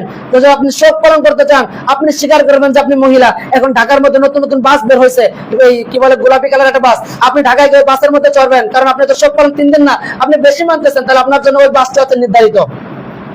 তারপরে আসুন, যদি সহিহ বুখারীর 317 নম্বর হাদিস দেখিয়েছি আপনাকে, এছাড়াও যদি আমি বলি ইমাম জালালউদ্দিন সুয়ুতী, ইমাম ইবনে আবিদিন শামী, আপনিও হানাফি আমিও হানাফি, আপনি যে কিতাব দিয়ে দলিল দেন আমিও সেই কিতাব দিয়ে দলিল দেই, ফতোয়া শামীর, ইবনে আবিদিন শামী রাহমাতুল্লাহ লিখেছে। এই কিতাবের মধ্যে ইমাম ইবনে আবিদিন শামী রাহমাতুল্লাহ তৃতীয় খণ্ড 533 নম্বর পৃষ্ঠার মধ্যে বলতেছেন যে কোন ব্যক্তির জন্য, মৃত ব্যক্তির জন্য 3 দিনের বেশি শোক পালন করা জায়েজ নাই। আমার কাছে হার্ট বাইন্ডিং আছে, এখানে এত হার্ট বাইন্ডিং আছে আমার এখানে, আপনি এখান থেকে দেখেন, আমার সময় সর্বদা করে আমি কিতাব বের করতে পারতেছি না। ইমাম ইবনে শামী রাহমাতুল্লাহ বলতেছেন যে কি, কোন মৃত ব্যক্তির উপরে 3 দিনের বেশি আপনারা শোক পালন করবে না। তো আপনারা যখন যাকাত খান, ফিতরা খান, যখন বিভিন্ন আপনাদের মাসআলা লাগে, আপনাদের যখন লাগে, তখন আপনারা ফতোয়া শামীর রিওয়ায়াত, ফতোয়া শামীর বরাত দিয়ে আপনারা বিভিন্ন মাসআলা মানুষদেরকে বলে বলে গোমরা করেন। আর মিলাদুন নবীর মাস আসলে কি আপনারা ফতোয়া শামীকে ভালোভাবে বেঁধে আপনারা আলমারির উপরে উঠায় রাখেন নাকি? মিলাদুন নবীর মাসের সময় কি আপনারা ফতোয়া শামী পড়েন না? পড়ে নেবেন, তৃতীয় খণ্ড 533 নম্বর পৃষ্ঠা। তারপর আসেন, তারপরে আপনি আমার তারপরে আপনাকে দেখাই দারুল উলুম দেওবন্দের ফতোয়া, আপনাদের যেটা মূল মার্কাজ যেটাকে বলেন দারুল উলুম দেওবন্দ, সেই দেওবন্দের মধ্যে ফতোয়া পাঠানো হয়েছিল যে একজন মৃত ব্যক্তির উপরে কতদিন পর্যন্ত আমরা শোক পালন করতে পারবো। দারুল উলুম দেওবন্দ থেকে ফতোয়া জবাব দিয়েছিলেন 59,753 নম্বর ফতোয়া। সার্চ দিবেন গুগলের মধ্যে, অনলাইনে জামানা, এখনই পাবেন, এখানে বসে সার্চ দেন এখনই পাবেন। আমি বানার বই বলতেছি না, আমার কাছে এটা রেওয়ায়ত সহ আছে আমার নোটের মধ্যে। আসুন আপনাকে পড়ে শোনাচ্ছি উর্দু। আমার তো সন্দেহ আপনি উর্দু পড়তে পারেন নাকি সেটা সন্দেহ, কারণ আপনার কথা করে কোরআন হাদিসে পাচ্ছেন, আমি কিন্তু যুক্তিতে আপনার উঠে চলে যাচ্ছেন, আর যুক্তি শুধুমাত্র শয়তানের দায়। আসুন পড়ে শোনাচ্ছি, আপনি নোট করুন। किसी के इंतकाल पर अमर फतवा ना अपना दारुल उलूम देवबंद फतवा, किसी के इंतकाल पर मजहब इस्लाम में सिर्फ 3 दिन तक गम मनाना जायज है। কোন ব্যক্তির ইন্তেকালের উপরে, মৃত্যুর পরে ইসলামের মধ্যে 3 দিন পর্যন্ত, সির্ফ শুধুমাত্র 3 দিন পর্যন্ত কি করতে পারবে? গম, শোক পালন করতে পারবে, এটা জায়েজ। তারপরে বলতেছেন इसके बाद गम मनाना जायज नहीं, এরপরে শোক পালন করা জায়েজ নাই। তো ফতোয়া এটা আমার না, আমার সুন্নি ভাই যারা আছে তাদের ফতোয়া না, আমার উলামাদের থেকে ফতোয়া দিচ্ছি না আমি, আপনার উলামা যার পরে পুরো অসংখ্য আপনাদের উলামা সিল মেরে ফতোয়া যেটাকে সারে দারুল উলুম দেওবন্দ থেকে, তাদেরকে আমি চ্যালেঞ্জ করলাম, আপনার চ্যালেঞ্জ করতেছি, পারলে ফতোয়াকে আপনার আকাবির যারা রয়েছে তাদের ফতোয়াকে আপনি আমাকে খণ্ডন করে দেখাবেন। তারপরে আসুন, যদি এটাকেও না মানেন, আপনার তাকে আকাবিরের ইমাম বলেন, আপনাদের দেওবন্দের মহান ইমাম কি বলে, আরে ইসমাইল দেওয়ালবি, নামও বড় থাকেন আপনাদের আকাবিরদের, ইসমাইল দেওয়ালবি সাহেব তার সিরাতে মুস্তাকিমের 102 নম্বর পৃষ্ঠার মধ্যে বলতেছেন, কি বলতেছেন যে হার মাইয়ত কে মরনে সে 3 দিন তক সুখ মানানা সুখ মুবাহ है। প্রত্যেক মৃত ব্যক্তির ইন্তেকালের পরে 3 দিন পর্যন্ত শোক পালন করা মুবাহ, পালন করলে ভালো, না করলেও ভালো। তারপরে বলতেছেন अगर ना हो तो बेहतर है, যদি শোক পালন নাই করে তাহলে এটা হচ্ছে বেহতার, উত্তম। তারপরে বলতেছেন और अगर कर लिया जाए तो कुछ गुनाह नहीं, तो করে তো কোনো গুনাহ নেই। তারপরে বলতেছেন তিনি, এটা মন দিয়ে শুনুন, আপনার ইসমাইল দেওয়ালবি বলতেছেন इससे ज्यादा की हुर्मत হাদিস শরীফ में সরাহাত मौजूद है, বলতেছে যদি কোন ব্যক্তি 3 দিনের বেশি শোক পালন করে তাহলে হাদিস শরীফের মধ্যে এটা স্পষ্টভাবে হারাম বলেছে। কার কিতাব থেকে? আপনার ইসমাইল দেওয়ালবি থেকে আপনার আকাবের ইমাম মানেন, তার কিতাব সিরাতে মুস্তাকিমের 102 নম্বর পৃষ্ঠাতে বলতেছি, খুলে দেখবেন, এটার হার্ড বাইন্ডিং আমার আছে, আপনার আকাবের কিতাব আমার নিকট রাখি, কিন্তু আপনাদের নিকট রাখবেন না, রাখলে তো আপনার বন্ডামি ধরা পড়ে যাবে। আমার নিকট হার্ড বাইন্ডিং আছে, পড়ে নেবেন। তারপরে আসুন, লামা সৌদের গ্রান্ড মুফতি যিনি শাহেদ বিন বাস, যিনি কিছুদিন আগে ইন্তেকাল করেছেন, তিনি তার মাজমুল ফতোয়ার 22তম খণ্ড 229 নম্বর পৃষ্ঠার মধ্যে বলতেছেন ওয়ালা শাক্কা আন্না হাযাল আমাল, বলতেছেন যে এই আন্না হাযা মুখালিফুন লিশরিয়াতিল মুহাম্মাদিয়া, শরিয়াতে মুহাম্মাদির মধ্যে এই ফতোয়া যেটা 3 দিনের বেশি শোক পালন করা যাবে না, এটার মধ্যে কোনো সন্দেহ নেই। কার কিতাব থেকে দেখেছি? আপনাদের কিতাব থেকে দেখেছি, এটাও যদি না মানেন। তারপর আসুন, নবম শতাব্দীর মুজাদ্দিদ, কিছুক্ষণ আগে আমি প্রথম পর্বে আমি আপনাকে চ্যালেঞ্জ করেছিলাম, ইনার বক্তব্য যদি কেউ খণ্ডন করতে চায়, এমন কোন বাপের বিটা নাই, মায়ের ছেলে নাই যে ইনার বক্তব্যকে খণ্ডন করবে। ইনার বক্তব্য আবার দিচ্ছি আমি, ইনার আল হাবিলিল ফতোয়ার 1 নম্বর খণ্ড 226 নম্বর পৃষ্ঠার মধ্যে বলতেছেন, কি বলছেন যে রাসূল পাক সাল্লাল্লাহু আলাইহি ওয়াসাল্লামের জন্ম যেটা আছে, বুলাদাতুহু, তার জন্মদিনটা হচ্ছে আযমুন নিয়ামি আলাইনা, সবথেকে আমাদের উপর সবথেকে মহান নিয়ামত, আযমু ইসমে তাবদীল থেকে ব্যবহার করেছেন।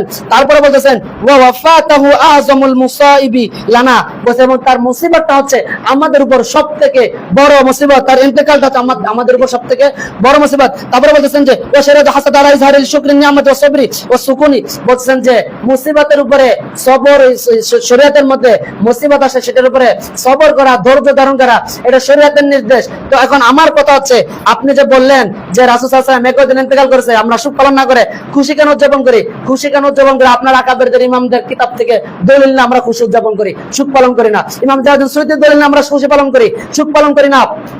আপনার কাছে আমার প্রশ্ন হচ্ছে, আপনার যদি এটা বিপরীত কোনো দলিল থাকে আমাকে দেখাবেন, এখনই দেখাবেন আপনি আমাকে। তারপর আসুন, আপনি যেটা আবার উঠেছেন আমার নিকট যে জোসনে জুলুস কোথায় পেয়েছি, জোসনে জুলুস আপনারা খুঁজে পান না, খুঁজে পাবেন কোথায়? আপনাদের কিতাবাদি পড়েন না, পান খেয়ে দিন কাটানোর সময় কাটান। আসুন, জোসনে জুলুস, আপনি তো পুরুষদের কথা বলতেছেন যে জোসনে জুলুস করা বেদাত, এটা করা যাবে না পুরুষরা।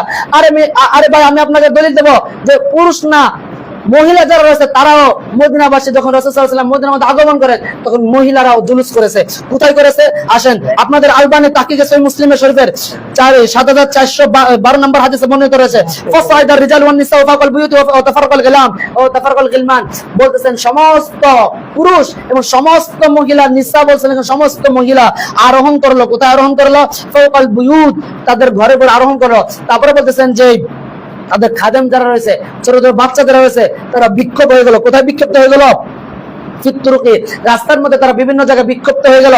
তারপরে তারা তারা নারা লাগাতে লাগলো, ইয়া মুহাম্মদ ইয়া রাসূলুল্লাহ, তারা ইয়া মুহাম্মদ ইয়া রাসূলুল্লাহ বলে তারা নারা লাগাতে লাগলো। এটা থেকে আমি আরেকটা প্রমাণ দিই আপনাকে যে আমরা যে নারা রিসালাতের তাকবীর দেই, এই হাদিসের প্রমাণ থেকে আমরা দেই। পারলে এটাকে খণ্ডনের দ্বিতীয় কোনো হাদিস আপনি দাঁড় করাবেন। এখানে ইউনাদুন এটা বাবে মুফাআলা থেকে আনেছে, আর বাবে মুফাআলার একটি খাস বৈশিষ্ট্য হচ্ছে মুশারাকাত হওয়া। আর মুশারাকাত যেটা বাবে মুফাআলাতে যখন কোনো জিনিস আসে সেটা দুজন ব্যক্তি ছাড়া সংগঠিত হয় না। যেমন নারা যেটা আছে, একজনের নারা দিত, বাকি সবাই এটাকে কি করতে, এটার উত্তরে নারার উত্তর দিত। এর জন্য এখানে বাবে মুফাআলা থেকে ইউনাদুনা শব্দটি এনেছেন। তারপরে আসুন, সমস্ত সকলে যখন রাসূল সাল্লাল্লাহু আলাইহি ওয়াসাল্লাম আগমন করে, সকলে কি করছে, রাস্তার মধ্যে তাদের ঘরের ছাদের মধ্যে জুলুস করেছে। এটা না শুধু, ইমাম বুখারী রাহমাতুল্লাহ তার বুখারী শরীফের 4941 নম্বর হাদিসের মধ্যে বলতেছেন, হযরতে বারা রাদিয়াল্লাহু আনহু দিয়ে বারা রাদিয়াল্লাহু আনহু থেকে বর্ণিত, বলতেছেন হযরত বারা রাদিয়াল্লাহু আনহু যে আমি মদিনা শরীফের মানুষদেরকে এত খুশি কখনো হতে দেখি নাই যত খুশি তারা হয়েছিল যখন রাসূল সাল্লাল্লাহু আলাইহি ওয়াসাল্লাম মদিনার মধ্যে আগমন করেন।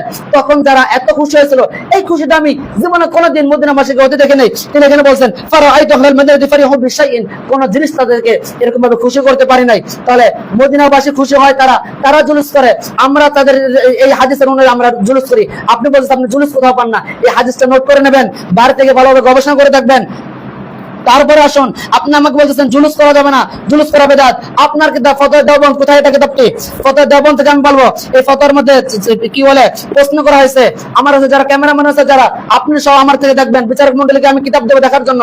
এই কিতাবে স্পষ্টভাবে প্রশ্ন করেছে জুলুসে ঈদ মিলাদুন নবী কা কিয়া হুকুম है। এখানে প্রশ্ন করা হয়েছে ঈদ মিলাদুন নবী জুলুস বের করার হুকুম কি, কোথায়? ফতোয়া দেওবন্দের মধ্যে এটাকে প্রশ্ন করা হয়েছে। এটার উত্তরে তিনি কি বলছেন, দ্বিতীয় পৃষ্ঠার মধ্যে বলতেছেন যে জবাব জুলুসে ঈদ মিলাদুন নবী করনা জায়েজ হে।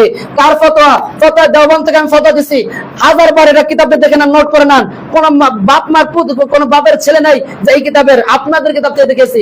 পারলে এটার দ্বিতীয় অন্য কোন কিতাব আমাকে দাঁড়া করাবেন। সম্মানিত বিচারক মণ্ডলী যারা আছে তাদেরকে আমি কিতাব দেবো দেখার জন্য। এখানে আপনারা দেখে নেবেন, ফতোয়া এখানে স্পষ্ট রয়েছে। তারপরে আপনাকে আমি দলিল দিয়েছি যে জোসনে জুলুস করা যাবে, এটা সাহাবায়ে কিরামদের থেকে দলিল দিয়েছি, এটা আপনাদের আকাবিরদের কিতাব থেকে আমি দলিল দিয়েছি। তারপরে আসুন, আপনি বলেছেন আমরা মিলাদুন নবীতে পতাকা উত্তোলন করি, এই পতাকাটা কোথায় পেয়েছি? এই পতাকাটা আমি আর কয়েক মিনিট সময় চাবো মহামান্য বিচারকদের কাছে। এই পতাকাটা আমরা কোথায় পেয়েছি? আসুন, নবম শতাব্দীর মুজাদ্দিদ হযরত আল্লামা ইমাম জালালউদ্দিন সৈয়দ রাহমাতুল্লাহ আলাইহি তার বিখ্যাত কিতাব, একটি মুজিজার কিতাব লিখেছেন। তিনি তার জীবনের মধ্যে সর্বোত্তম বৃহত্তম মুজিজা যেটি কিতাব আল খাসাইতুল কুবরা রাসূল সাল্লাল্লাহু আলাইহি ওয়াসাল্লাম মুজিজা নিয়ে লিখেছেন। এই কিতাবের তিনি প্রথম খণ্ডের 96 পৃষ্ঠার মধ্যে বলতেছেন, মা আমিনা রাদিয়াল্লাহু আনহার বরাত দিয়ে, মা আমিনা রাদিয়াল্লাহু আনহা থেকে বলতেছেন, কি বলতেছেন? ক্বালাত আমিনা রাদিয়াল্লাহু আনহা, আমিনা রাদিয়াল্লাহু আনহা বলতেছেন যে হাদিসের সনদ আমার কাছে লাগলে নেবেন আমার কাছে, কিতাব আমার কাছে সনদ আছে। সময় সবতা করে আমার সনদ বলতে শুধু মূল হাদিসটা বলতেছে যে ওয়ারাআইতু সালাসা আলামিন মাদরুবাতিন, আমি 3টি পতাকা দেখলাম। কখন?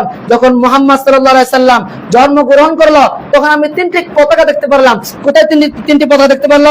আলামুন ফিল মাশরিকি ওয়া আলামুন ফিল মাগরিবি ওয়া আলামুন আলা যহরিল কাবাতি। বলতেছেন এই 3টি পতাকা, আমি একটি পতাকা দেখেছি আমি পূর্ব পশ্চিমে, একটি পতাকা আমি পূর্ব দিকে দেখেছি, আরেকটি পতাকা আমি পশ্চিম দিকে দেখেছি, আরেকটি পতাকা খুদায় তাআলার ঘর কাবা শরীফের ছাদের উপরে দেখেছি। এখন আমার প্রশ্ন হচ্ছে, ওই জামানার মধ্যে না ছিল কোন সুন্নি, না আমি ছিলাম, না আমার আকাবির যারা রয়েছে তারা ছিল। তাহলে আমার প্রশ্ন হচ্ছে, ওই জামানার মধ্যে কাবা শরীফের ছাদের উপরে পশ্চিম দিকে পূর্ব দিকে পতাকা কে টানিয়েছে? ওই জামানার মধ্যে পতাকা স্বয়ং রাসূলের আগমনে আল্লাহ তাআলা নিজে পতাকা টানিয়েছেন। যদি আপনার হাদিস থাকে, এটার বিপরীত কোন হাদিস আপনি আমাকে দাঁড়া করবেন। তারপরে এই হাদিসটি দালাইলুন নবুওয়াতের মধ্যে ইমাম আবু নাঈম ইসফাহানি রাহমাতুল্লাহ তার দালাইলুন নবুওয়াতের মধ্যে সেম এই হাদিসটি তিনি নকল করেছেন। আমি আপনাকে পতাকা উত্তোলন করা যায় এটার উপর পরিপূর্ণ আমি আপনাকে প্রমাণ দিছি। যদি আপনার কাছে আমার কিছু প্রশ্ন থাকবে, 1 নম্বর প্রশ্ন আছে, আপনি আমাকে সহিহ নস থেকে দেখাবেন যে 12 তারিখে রাসূল সাল্লাল্লাহু আলাইহি ওয়াসাল্লাম ইন্তেকাল করেছে।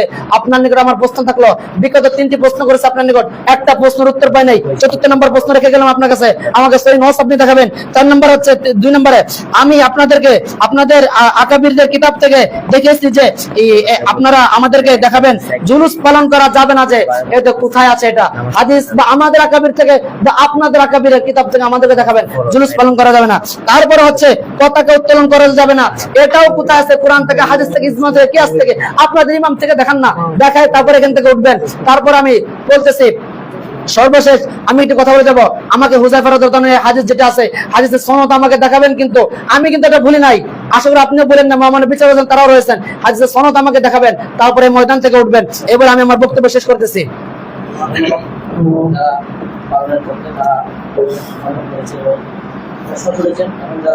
আপনাদের সময় 5 মিনিট, আপনারাও দ্বিতীয়বারের মতো আপনাদের যে দলিল আছে 5 মিনিট আপনাদের সময় দিকে খেয়াল রাখবেন। আসসালামু আলাইকুম ওয়া রাহমাতুল্লাহি ওয়া বারাকাতুহু। যে আমাদেরকে যে প্রশ্নগুলো ছুড়ে ফেলা হয়েছে তার মধ্যে প্রথম যে প্রশ্নটা আমাকে দিয়েছেন যে হুযায়ফা রাদিয়াল্লাহু তাআলা ওনার যেই বিষয়টা, আসলে সেই সনদটা আমরা পাই নাই ভাই। এটা আমাদের একদমই দুর্বল একটা সনদ, আসলে এই জন্য আমরা এটা বিশ্লেষণ করতে পারতেছি না, তার জন্য দুঃখিত। কিন্তু আপনারা যে বলতেছেন রাসূল সাল্লাল্লাহু আলাইহি ওয়াসাল্লাম ইন্তেকাল করেছেন, এটার পরে দলিল, যে দলিলটা চাইছেন এটা আমাদের কাছে তেমন একটা নাই। তবে আপনাদের কাছে একটা প্রশ্ন আমি রাখতে চাই, সেটা হচ্ছে মদিনা শরীফে রাসূল সাল্লাল্লাহু আলাইহি ওয়াসাল্লাম উনি যখন সর্বপ্রথম ঢুকেন তখন শুধু একমাত্র শুধু তখনই সাহাবীরা আনন্দ উল্লাস করছেন, কিন্তু তারপরে তার কেউ কখনো এরকম আনন্দ উল্লাস করেন নাই। কিন্তু আপনারা তো প্রতি বছর এটা করতেছেন, তো প্রতি বছর যে করছেন এটা কতটুকু যৌক্তিক আমাকে একটু বুঝাবেন। তখন তো তারা সাহাবীরা নবীজি সাল্লাল্লাহু আলাইহি ওয়াসাল্লাম তিনি মক্কা থেকে মদিনা প্রবেশ করেছেন, এই প্রবেশ করার কারণে সমস্ত সাহাবীরা বা মদিনাবাসী যারা ছিল তারা আনন্দিত উল্লাস করেছেন। কিন্তু আমরা যে বিষয়টা নিয়ে আলোচনা করতেছি সেটা হচ্ছে ঈদ মিলাদুন নবীর ব্যাপারে। এই দিনে নবী করিম সাল্লাল্লাহু আলাইহি ওয়াসাল্লাম তিনি দুনিয়াতে আগমন করছেন, আবার এই দিনে উনি উফাত হয়েছেন। আমরা এই বিষয়টা আপনার কাছে দিয়েছিলাম, কিন্তু আপনি এটা করতে পারলেন না। তো আমার কাছে আমার মূল কথা হচ্ছে, আপনার যে ঈদ শব্দটা পালন করেন, ঈদ মিলাদুন নবী, খুশি উদযাপন যে করেন, পবিত্র কোরআন মাজিদের মধ্যে ঈদ মিলাদুন নবী সম্পর্কে, মিলাদুন নবী, ঈদ মিলাদুন নবী যে শব্দটা আছে এই সম্পর্কে কোনো নির্দেশনা নেই কোরআন মাজিদে। এখন শরীয়তের ভাষায় যে আমরা মাত্র দুইটা ঈদ পাই, একটা হচ্ছে ঈদুল ফিতর, একটা হচ্ছে ঈদুল আজহা। হাদিস শরীফের মধ্যে সরাসরি দুই ঈদের কথা হয়েছে, ইন্নাল্লাহা ক্বাদ আবদালাকুম বিহিমা খায়রান মিনহুমা ইয়াউমাল ফিতরি ওয়া ইয়াউমাল নাহার, অর্থাৎ আল্লাহ তোমাদের এই দুই ঈদের দিন দুইটা ঈদ দিয়েছেন, তার মধ্যে একটা হচ্ছে ঈদুল ফিতর আর একটা হচ্ছে ঈদুল নাহার, মানে ঈদুল আজহা আর কি, যেটা কুরবানির ঈদ। সূরা আবু দাউদ হাদিস শরীফ 1134 নম্বর। তো এখন আমার কথা হচ্ছে, আপনারা আমাদেরকে যে কথাটা বলছেন যে ঈদ মিলাদুন নবী, ঈদ মিলাদুন নবী এটা কোরআন শরীফের মধ্যেও নাই। এটা যদি কোন আদেশ থাকতো আল্লাহ রাব্বুল আলামিন শুধু ঈদ মিলাদুন নবী এই শব্দটা আমাদেরকে দিতেন, আপনারা এটা আমাদেরকে দিতে পারেন নাই। এখন আসেন, ঈদ আমরা পাইলাম মাত্র দুইটা, আপনারা বলছেন তিনটা। সকল ঈদের সেরা ঈদ, আপনারা একটা কথা বলেন সকল ঈদের সেরা ঈদ ঈদ মিলাদুন নবী, আপনি যে বলতেছেন সকল ঈদের সেরা ঈদ, নবী করিম সাল্লাল্লাহু আলাইহি ওয়াসাল্লাম তো এই দিনে শুধু উনি রোজা রাখছেন, এবং ওনাকে যখন জিজ্ঞেস করা হয়েছে আপনি এই দিনে রোজা রাখেন কেন, তখন নবী করিম সাল্লাল্লাহু আলাইহি ওয়াসাল্লাম তিনি উত্তর দিয়েছেন, এই দিনে আমি জন্ম হয়েছি এবং এই দিন আমার উপরে কোরআন শরীফ নাযিল করা হয়েছে, এই জন্য আমি রোজা রাখি। কিন্তু আপনারা তো রোজা রাখেন না ভাই, আপনারা রোজা না রাখা, আপনার ইবাদত না কইরা, নফল ইবাদত না কইরা আপনারা মানুষদেরকে মিষ্টি খাওয়াইতেছেন, আপনি মানুষদেরকে তাবর খাওয়াইতেছেন, এবং আপনি যখন জুলুসটা করেন এই জুলুসের সময় অনেক মা বোনরা, আমি তখন আপনার কাছে এই প্রশ্নটা ছুড়ে দিয়েছিলাম, এখন আপনি আমাকে উত্তরটা দেন নাই, আমি আবার বলতেছি, যখন আপনার জুলুস গুলা করেন, জুলুসের মধ্যে অনেক সময় মা বোনরা বিভিন্ন বিপদে পড়ে যায়, অনেকে আছে প্রেগনেন্ট, কিন্তু তারা মেডিকেল যাওয়ার সময়টা পাচ্ছে না আপনাদের এই জুলুসের, আপনার যে র্যালিটা করেন এই র্যালির কারণে। আর এই র্যালির মধ্যে আপনার যখন স্পিকার বাজান, আশেপাশে মানুষদের একটা সমস্যা হয়। আল্লাহ রাসূল সাল্লাল্লাহু আলাইহি ওয়াসাল্লাম উনি রোজা রাখছেন কিন্তু কোনো মানুষের সমস্যা করেন নাই। আপনার কাছে আমার দুইটা প্রশ্ন থাকবে, একটা হচ্ছে সকল ঈদের সেরা ঈদ, আর আরেকটা হচ্ছে আপনার যে আরেকটা হচ্ছে দুই ঈদ ছাড়া আর কোন ঈদ নাই, এটা আপনারা কোথায় পাইছেন বা এটা আমাকে দেখাবেন যে এই দুই ঈদের বাহিরে অন্যথায় আরেকটা যে ঈদ আছে এটা আমাকে প্রমাণ করবেন। আমি আমার বক্তব্য এখানে শেষ করছি। আসসালামু আলাইকুম।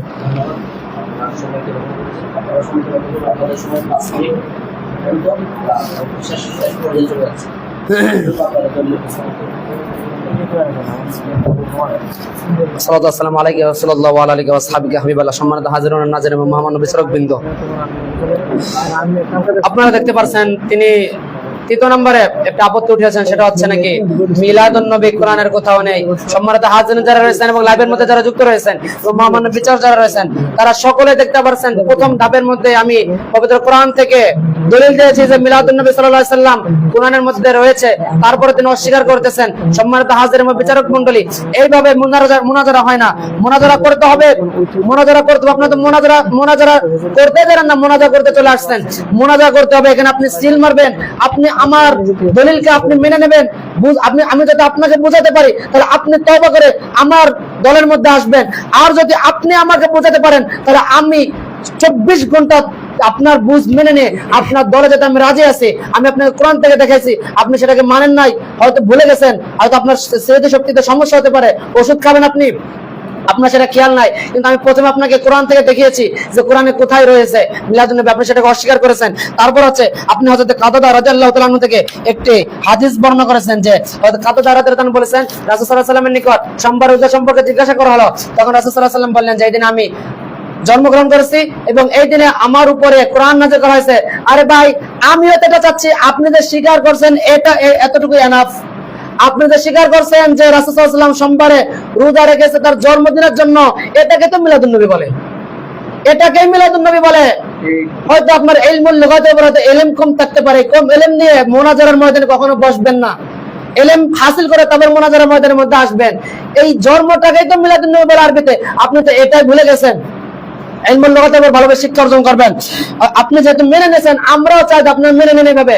তারপরে বলতেছেন জুলুসের মধ্যে আমরা জুলুস করি, বিভিন্ন মহিলারা থাকে, আমাকে এটির একটি প্রমাণ দেখাবেন যে কোন একটি মহিলার সমস্যা হয়েছে আমাদের জুলুসের কারণে, তাহলে আমরা এটার দায়ভার নেব। তবে আমি আপনাকে অহরহ দেখাতে পারবো চট্টগ্রামের জমিনের মধ্যে জুলুস চলতেছে, অ্যাম্বুলেন্স আসছে, মানুষ আশিক রাসূল যারা আছে তারা অ্যাম্বুলেন্সের সাইড দিয়ে দিচ্ছে, অ্যাম্বুলেন্স চলে গেছে জুলুসের মাঝখান দিয়ে, অহরহ আপনাকে আমি দেখাতে পারবো। কিন্তু আপনি আমাকে এর বিপক্ষে আপনি যে কথা বলছেন এটা দলিল আমাকে দেখাবেন, আমি আপনাকে এটা উত্তর দেবো।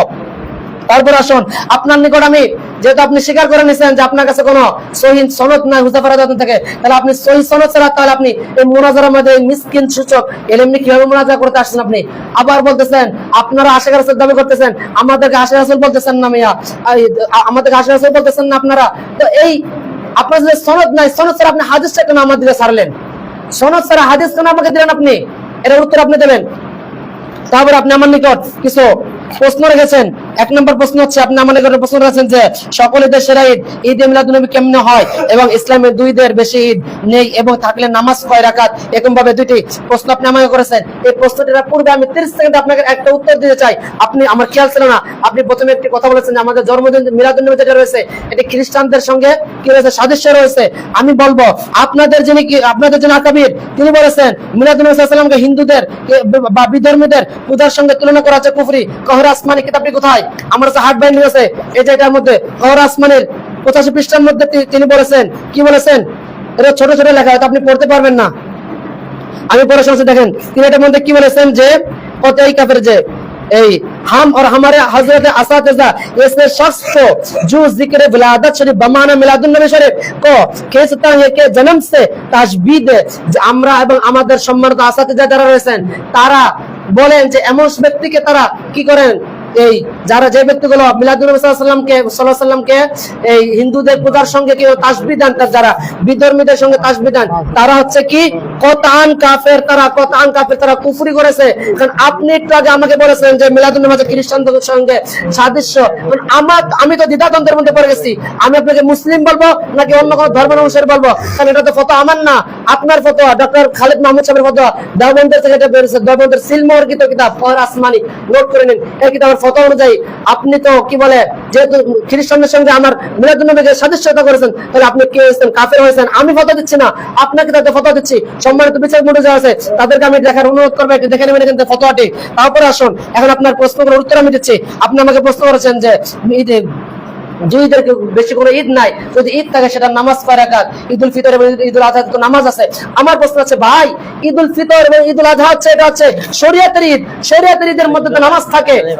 আমরা যে ঈদ বলি এটা তো আল্লাহ তাআলা খুশি লিয়াফরাহু খুশি উদযাপন করতে বলছে, এটাকে আমরা আরবিতে ঈদ বলি, আর এই খুশিকে তো আরবিতে ঈদ বলে। আপনার এতটুকু কমন সেন্স নাই, এর মূল্য হতে পারে আপনি আবার মুনাজার মধ্যে আসছেন, আমরা এটাকে শাব্দিক ঈদ বলি। যেমনি আপনারা আপনাদের মামুনুল হক সাহেব যখন জেলখানা থেকে বের হলো তখন আপনারা মিষ্টি বিতরণ করলেন, একটু আপনি আমাকে বলছেন আমরা মিষ্টি বিতরণ করা কোথায় পেয়েছি? আমরা তো মিষ্টি বিতরণ আপনাদের থেকে পেয়েছি। তাহলে আপনারা মিষ্টি বিতরণ করছেন, মিষ্টি খাওয়া খেয়ে করছেন, ভাই কিসের মিষ্টি বা ঈদের মিষ্টি এই কোথায় পেয়েছেন? আমাকে এটার উত্তর দিয়ে যাবেন।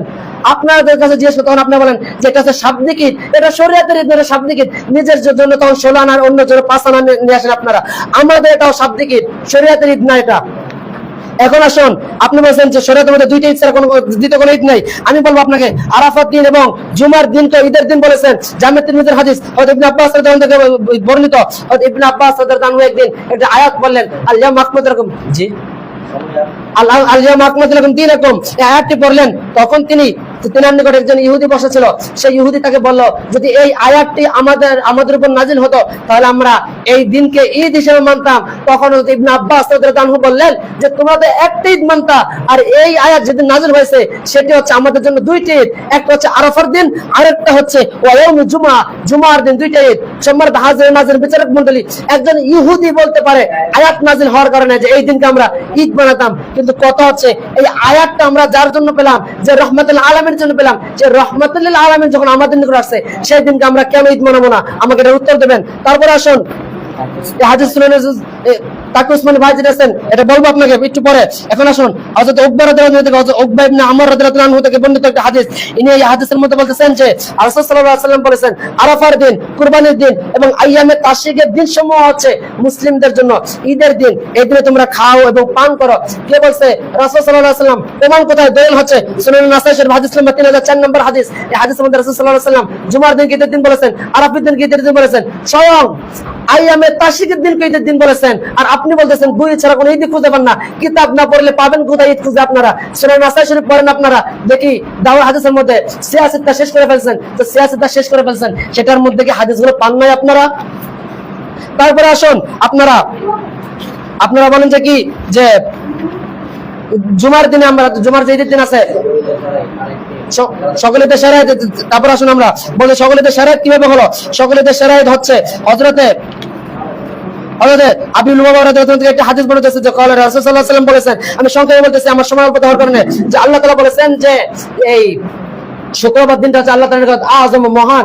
আল্লাহ তাআলা ইসমে তাবদীল হিসেবে ব্যবহার করেছেন মহান দিন। কেন মহান দিন? কারণ বলতেছেন এই দিনের মধ্যে 5টি বৈশিষ্ট্য রয়েছে। তার মধ্যে একটি বৈশিষ্ট্য হচ্ছে আল্লাহ তাআলা এই দিনের মধ্যে হযরত আদম আলাইহিস সালামকে সৃষ্টি করেছেন। দ্বিতীয় নম্বর বৈশিষ্ট্য হচ্ছে এই দিনে আল্লাহ তাআলা হযরত আদম আলাইহিস সালামকে জমিনের মধ্যে পাঠিয়েছেন ইলাল আরদ, এবং এই দিনের মধ্যে আল্লাহ তাআলা হযরত আদম আলাইহিস সালামকে কি করেছেন? ওফাত দিয়েছেন, মৃত্যুবরণ করেছেন। হযরত আদম আলাইহিস সালাম যেদিন এসেছে, যেদিন ইন্তেকাল করেছে, সেই দিনটা যদি আল্লাহ তাআলার নিকট যদি আযমু মিনাল্লাহ ইনদাল্লাহ, আল্লাহ তাআলার নিকট যদি সবথেকে মহান দিন হয়, তাহলে আমি বলবো আদমের যে নবী, সমস্ত নবীদের যিনি সরদার, রাহমাতুল আলামিন নবী, তিনি যখন আসতেন, তাহলে সেই দিনটা কেন মহান দিন হিসেবে হবে না? আমাকে এর উত্তর আপনি দেবেন এখান থেকে। তারপর আছে আমরা সকলেতে শরীয়ত যদি বলি তখন আপনাদের চুলকানি শুরু হয়ে যায়, কিন্তু আপনাদের তাকে উসমানী যিনি পাকিস্তানের মধ্যে এখনো জীবিত রয়েছে, এখানে বসে দখলে কল দিবেন, তেনাকে শুনবেন। তিনি তার কিতাবের নুকুশে রফতেগা, এই কিতাবের মধ্যে তিনি লিখেছেন, যখন তাদের বাড়িতে তাদের বড় ভাই আসতো, আগমন করতো, তখন তিনি বলেন আমার বড় ভাই যখন আমার বাড়িতে আসতো, তখন আমাদের মনে হতো যে এই দিনটা আমাদের সকল ঈদ থেকে সব থেকে সেরা ঈদ। আমার কথা হচ্ছে ভাই, আপনাদের তাকি উসমানী সাহেব যে সেরা ঈদ বলে, তার ভাই আগমন করার কারণে যদি সেরা ঈদ হয়ে থাকে, আরে রহমাতুল আলামিন নবী যিনি হয়েছেন তিনি আগমন করার কারণে এই দিনটি কেন সেরা ঈদ হবে না? আমাকে এর উত্তর দেবেন আপনি। তারপর এখান থেকে উঠবেন এবং আপনি এখান থেকে তাকি উসমানীকে কল দিয়ে জিজ্ঞেস করবেন যে তিনি কেন এটা লিখেছেন তার কিতাবের মধ্যে। তারপর আসুন, বিভিন্ন উলামায়ে কেরাম, অসংখ্য উলামায়ে কেরাম, অসংখ্য হাদিস, অসংখ্য কিতাব থেকে আপনি প্রমাণ দিতে পারবো। আমার সময় অল্প হওয়ার কারণে আমি আপনাকে প্রমাণ দিতে পারতেছি না। তারপর আমি কয়েকটি ইমামদের কথা বলতেছি। হযরত ইমাম মুহাম্মদ আশ-শানকি তার আল মাওয়াহিবুল মধ্যে বলতেছেন কি, মুসলমানরা সবসময় মিলাদুন নবী সাল্লাল্লাহু আলাইহি ওয়াসাল্লামকে মর্যাদা দিয়ে ঈদ হিসেবে পালন করে আসছে, এমনকি সমস্ত ঈদের সেরা ঈদ হিসেবে পালন করে আসছেন। এটা কোথায়? আল মাওয়াহিবুল লাদুনিয়ার মধ্যে বলেছেন ইমাম শানকি রাহমাতুল্লাহ আলাইহি। তারপর আরো ইমাম ইবনু ইয়াদ রাহমাতুল্লাহ আলাইহি তিনি বলতেছেন কোথার মধ্যে? মাকসাদ ফি আমালিল মাউলিদ 18 নম্বর পৃষ্ঠার মধ্যে বলতেছেন, হুসনুল মাকসাদ ফি আমালিল মাউলিদ 18 নম্বর পৃষ্ঠার মধ্যে বলছেন, কি বলছেন? যে মিলাদুন নবী সাল্লাল্লাহু আলাইহি ওয়াসাল্লাম সম্পর্কে আমার নিকট এই কথা স্পষ্ট যে নিশ্চয় মিলাদুন নবীর দিন হলো মুসলমানদের একটি ঈদের দিন। আপনি ঈদ খুঁজে পান না, আমি আপনাকে অহরহ ঈদ খুঁজে দিচ্ছি, নোট করে রাখুন। তারপর ইমাম কাস্তানি রাহমাতুল্লাহ আলাইহি তার আল মাওয়াহিবুল লাদুনিয়া প্রথম কোণ 90 নম্বর পৃষ্ঠার মধ্যে বলতেছেন, আল্লাহ তাআলা এমন ব্যক্তিকে দয়া করুক যে ব্যক্তি মিলাদুন নবী সাল্লাল্লাহু আলাইহি ওয়াসাল্লামের প্রতিটি রাতকে ঈদ হিসেবে পালন করে। আপনি আমাকে বলতেছেন যে আমরা এই দিনটা ঈদ কোথায় পাইছি? আর ইমাম কাস্তানি বলতেছেন যেই দিনটি প্রত্যেকটি রাতকে যেন আমরা কি করি ঈদ হিসেবে পালন করি। আপনারা পান্ডাই কিতাবগুলো পড়েন না নাকি? তারপরে ইমাম সুকারি রহমাতুল্লাহ তিনিও আল মাহবুবুল্লাহ তার শরহে জুকানের মধ্যে এই কথাটি বলেছেন, প্রথম খণ্ড 262 পৃষ্ঠার মধ্যে বলেছেন। তারপরে ইমাম ফাতুল্লাহ আল বানানী রহমাতুল্লাহ তার ফাতুল্লাহ ফি মাউলিদ 120 নম্বর পৃষ্ঠার মধ্যে বলেছেন যে উম্মতের উপর ওয়াজিব হলো মিলাদুন নবী সাল্লাল্লাহু আলাইহি ওয়াসাল্লামের রাতকে সকল ঈদের সেরা ঈদ হিসেবে গ্রহণ করা। কেননা প্রিয় নবী সাল্লাল্লাহু আলাইহি ওয়াসাল্লামের আগমনের ওসিলায় তার উম্মতদেরকে সমস্ত উম্মতের উপর মর্যাদা দান করা হয়েছে। আপনিও সমস্ত উম্মতের উপর মর্যাদা পেয়েছেন আমার নবী আসার কারণে। আর সেই নবী যখন আসছে সেই দিনটাকে আমি কেন ঈদের দিন বলবো না? এবং এই কথাকে ইমাম আল্লামা শাইখ আব্দুল হক মুহাদ্দিস দেহলভী, যারাকে সবাই মানে আমরা, তিনি তার মাসাবাত মিনাস সুন্নাহ এর 108 নম্বর পৃষ্ঠার মধ্যে বর্ণনা করেছেন যে এই হাদিসটাকে যে ঈদ মিলাদুন নবী, এই দিনটাকে ঈদ বলা যাবে। তারপরে আমি 2 মিনিট 1 মিনিট মধ্যে শেষ করতে চাই। আপনি একটা হাদিস আমাকে দিয়েছিলেন, লা তাতাহু শাহরান আইদান, এই হাদিসটি দিয়েছেন। হাদিসটা আমি আপনাকে ছোট করে সংক্ষেপে 4টে পয়েন্ট আপনাকে আমি এটার উত্তর দিয়ে আমি আমার বক্তব্য শেষ করব। 1 নম্বর পয়েন্ট হচ্ছে আপনারা যে হাদিসটি দিয়েছেন এই হাদিসটি মুরসাল হাদিস। যদি আপনার হাদিসটা সহিহ হয় তাহলে আমাকে প্রমাণ করবেন এটা মুরসাল হাদিস। এটা যদি আপনার এর বিপরীত কোনো দলিল থাকে আমাকে এখনই দেবেন। আমার সময় থেকে আমি আপনাকে 1 মিনিট সময় দেব, মহামান্য বিচারকদেরকে বলে আপনি আমাকে এটা বিপরীত আমাকে সনদ দাঁড় করাবেন। মুরসাল হাদিস এটা আপনার। আর আপনাদেরই ইমাম যিনি মহান শাইখ আলবানী, তিনি তার সিলসিলাতুল আহাদিস আদ-দাইফার প্রথম করে 95 পৃষ্ঠার মধ্যে বলেন যে নিশ্চয় মুরসাল হাদিস হলো যঈফ হাদিসের একটি অপ্রকার। জমহুর আলেমদের নিকট এটি কি আইন্দা জমহুরুন উলামাউল হাদিস, এটা জমহুর উলামাদের নিকট যে মুরসাল হাদিস হচ্ছে যঈফ হাদিসের একটি প্রকার। মুহাম্মদ নামাজের বিচারক রয়েছেন তিনারা অবশ্যই এটা জানেন। তারপর হচ্ছে এটাকে বোঝা যায় যে মুরসাল হাদিস হলো একটি যঈফ হাদিস। তারপরে আসুন আপনাদের আলবানী তার জামিউত রাসূল আলাইহি আল্লামাতুল আলবানী এর দ্বিতীয় খণ্ড 428 পৃষ্ঠার মধ্যে বলেন, কি বলেন?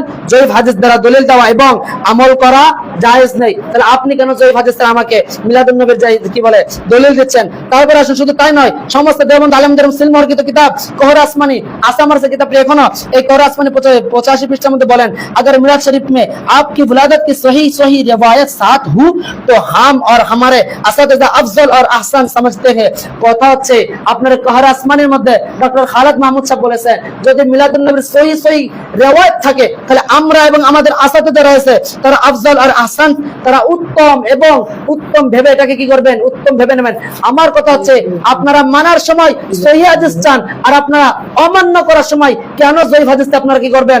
দলিল দিবেন। দ্বিতীয় নম্বর পয়েন্ট হচ্ছে আমার, আপনাদের কিতাব পড়েন না, এটা আসলে হাস্যকর বিষয়। আপনাদের কিতাবাদি কোনো কিছু পড়েন না, আপনারা ফালতু আপনারা মুনাজারা ময়দানের মধ্যে চলে আসেন। দ্বিতীয় নম্বর আমার পয়েন্ট হচ্ছে মিলাদুন নবী সাল্লাল্লাহু আলাইহি ওয়াসাল্লাম পালন করা যদি সহিহ হাদিস আর এর মোকাবেলায় যঈফ হাদিস গ্রহণযোগ্য, কখনো এটা হতে পারে না। আমি আপনাকে সহিহ হাদিস দিয়েছি যে মিলাদুন নবী সাল্লাল্লাহু আলাইহি ওয়াসাল্লাম পালন করা যাবে আর আপনি আমাকে যঈফ হাদিস দিয়েছেন। এখন আসুন আপনাদের আলবানীর আরেকটি কথা বলি, যঈফ হাদিস সহিহ হাদিসের বিপরীত। সুতরাং যঈফ হাদিস দ্বারা সহিহ হাদিসের মধ্যে আমল করা জায়েজ নেই, কখনো এটা আমল করা যেতে পারে না।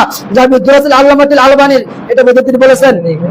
তারপরে আসুন দেওবন্দের আলেমদের ফতোয়া অনুযায়ী সহিহ হাদিস দ্বারা মিলাদুন নবী পালনে করতে তার সর্বোত্তম মুস্তাহাব। তো আমরা তো সহিহ হাদিস দ্বারা মিলাদুন নবী পালন করি, কিন্তু আপনারা তো মিলাদুন নবীর বিপক্ষে যঈফ হাদিস কি বলে দাঁড় করান।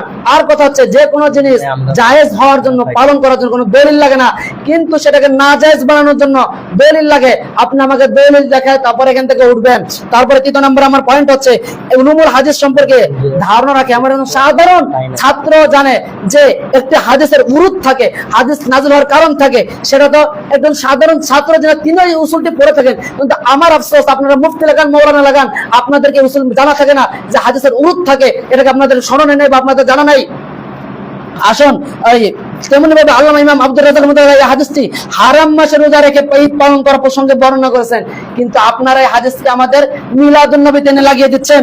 তারপরে হচ্ছে কথা, কোথায় রজব মাস আর কোথায় মিলাদুন নবীর মাস? হারাম মাস রজব মাসকে বলেছেন কিছু সংখ্যক সাহাবী রজব মাসের মধ্যে রোজা রাখতে সারা মাস এবং তারপরে তারা শরীরভাবে ঈদ পালন করতে বা এরকম করার চেষ্টা করতো, তারা ধারণা করতো, সেই জন্য হাদিসটি নাযিল করা হয়েছে। কোথায় রজব মাসের হাদিস? আপনি এনে রবিউল আউয়ালের মিলাদুন নবীতে এনে লাগিয়ে দিয়েছেন। এটা আসলে হাস্যকর বিষয়। আপনাদের হাদিস ইলমে হাদিসের উপরে, ইলমে হাদিসের উসুলের উপরে আপনাদের একটু পরিমাণ জ্ঞান আমার মনে হয় না আছে। যদি থাকতো তাহলে আপনারা হাদিসটি কখনো আমাদের দিকে ছুড়ে দিতেন না। তারপরে আসুন চতুর্থ পয়েন্টে আমি বলে শেষ করে দিচ্ছি, এই হাদিসটির আপনি ইমাম ইবনে রজব হাম্বলি রাহমাতুল্লাহ আলাইহির হাদিস, ইবনে রজব হাম্বলি রাহমাতুল্লাহ থেকে এটা কি বলেছেন, লাতাফুল মারিফের এই প্রমাণ দিয়ে আপনি আমাকে বলেছেন, কিন্তু আপনি তো হাদিস বলে দিলেন।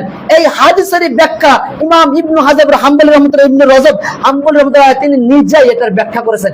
এই ব্যাখ্যাটি কি আপনার কাছে নাই? আপনি এই ব্যাখ্যাটি জাতিকে কেন শোনালেন না? আপনি এই ব্যাখ্যাটি বিচারক মহোদয়কে কেন শোনালেন না? আপনি ব্যাখ্যাটি আমার থেকে শুনেন না, আমি আপনার ব্যাখ্যাটি বলতেছি। আসুন, এই ব্যাখ্যার মধ্যে ইমাম ইবনে রজব হাম্বলি রাহমাতুল্লাহ বলতেছেন, ওয়া আসলু হাযা, আর এই হাদিসের মূল হচ্ছে আন্নাহু লা ইয়াশরাউ আন ইয়াত্তাখিদাল মুসলিমুনা ঈদান, যে কোন মুসলিম শরীরভাবে ঈদ বানাবে না, কোন মুসলিম শরীরভাবে ঈদ বানাবে না। ভাই, আমরা তো মিলাদুন নবী শরীরভাবে বানাচ্ছি না, আমরা শাব্দিকভাবে বানাচ্ছি। এই হাদিসের ব্যাখ্যা হচ্ছে এটা, এই যে হাদিসের মধ্যে বলতেছেন মূলত ভাবে, আর আপনারা এটাকে কোথায় লাগা দিচ্ছেন যে রাসূল সাল্লাল্লাহু আলাইহি ওয়াসাল্লাম বলেছেন যে কোন দিনকে, কোন মাসকে তোমরা ঈদ বানায়ো না। এরপর এটার আরো কিছু সংখ্যক অংশ আছে ভাই, সেটা কেন মানুষ দেখে আপনারা বলেন না? আপনাদের বলতে সমস্যা কোথায়? আপনাদের ভণ্ডামি ধরা যাবে সেই জন্য, নাকি অন্য কোনো সমস্যা আছে? এই কথাটা যাতে জানতে চাই, বিচারক মণ্ডলী জানতে চাই আপনাদের নিকট। আমি আর 1 মিনিটের মধ্যে বলে শেষ করে দেব। আমি তিনার কাছে কিছু প্রশ্ন রেখেছিলাম, প্রথম পর্ব থেকে বেদাতের কিছু প্রশ্ন, আর অনেকগুলো প্রশ্ন রেখেছি দ্বিতীয় পর্বের মধ্যে, প্রথম পর্বের মধ্যে প্রশ্ন রেখেছি, এবং আমি এই পর্বের মধ্যে তার নিকট প্রশ্ন রেখেছি, ঈদে মিলাদুন নবীকে যে সব থেকে সকলে দেশের এক বলা যাবে না, এটা কোথায় আছে? আমাকে এটা থেকে দলিল দেবেন। তারপর হচ্ছে আপনি যে বললেন 2 ঈদের বেশি ঈদ কোথাও পান নাই, কোথায় পান নাই? ওই কিতাব সহ আমাকে দলিল দেবেন। বরং বিচারক মণ্ডলী যারা আছে তাদেরকে একটা দলিল আপনি অবশ্যই দেখিয়ে এই মুনাজারা ময়দান থেকে আজকের পরে এই মুনাজারা ময়দান থেকে উঠবেন। যদি দেখাতে না পারেন তাহলে মনে করে নেব আজকের এই মুনাজারার মধ্যে আপনারা কওমি যারা রয়েছেন, দেওবন্দি যারা রয়েছেন, তারা এই মুনাজারার মধ্যে আপনারা পরাজয় বরণ করেছেন। আশিক রাসূল যারা রয়েছে, সুন্নাত আকাবির যারা আছে, সুন্নিরা যারা রয়েছে, তারা এই মুনাজারার মধ্যে আজকে মুমিনুল গোলাম হিসেবে জয় বরণ করেছে। এটা আমরা ভেবে নেব এবং জাতীয় ভেবে নেবে, বিচারক মণ্ডলী আশা করি এটা ভেবে নেবে। বিচারক মণ্ডলীর কাছে আমি অনুরোধ করব, সঠিক যেটা রয়েছে জাতিকে আপনারা সেটা জানিয়ে যাদেরকে সঠিক যে জিনিসটি মিলাদুন নবী পালন করা জায়েজ নাকি না জায়েজ, এটা আপনারা জাতিকে সূক্ষ্মভাবে জানিয়ে দেবেন। এই বলে আমি আমার বক্তব্য শেষ করতেছি। আসসালামু আলাইকুম ওয়া রাহমাতুল্লাহি ওয়া বারাকাতুহু। জি না,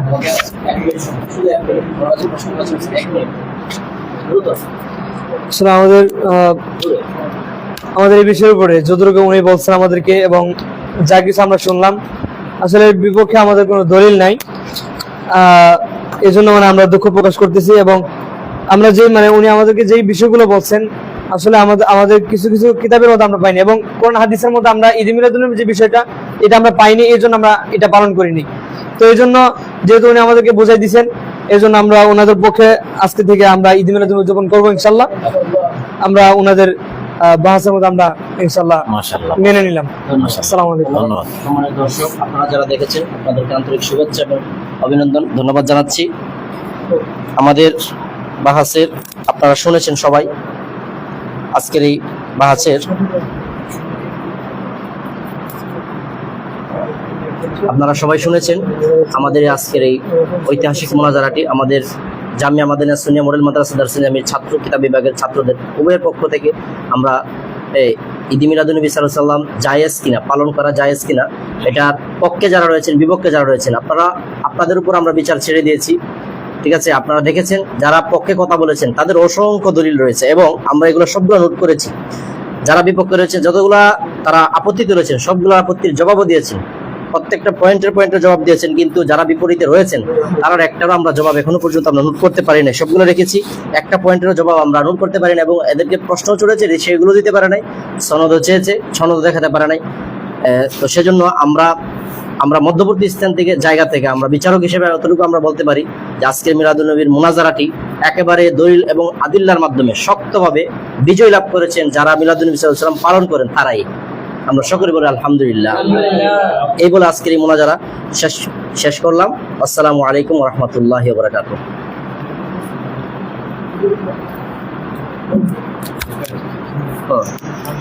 ওকে।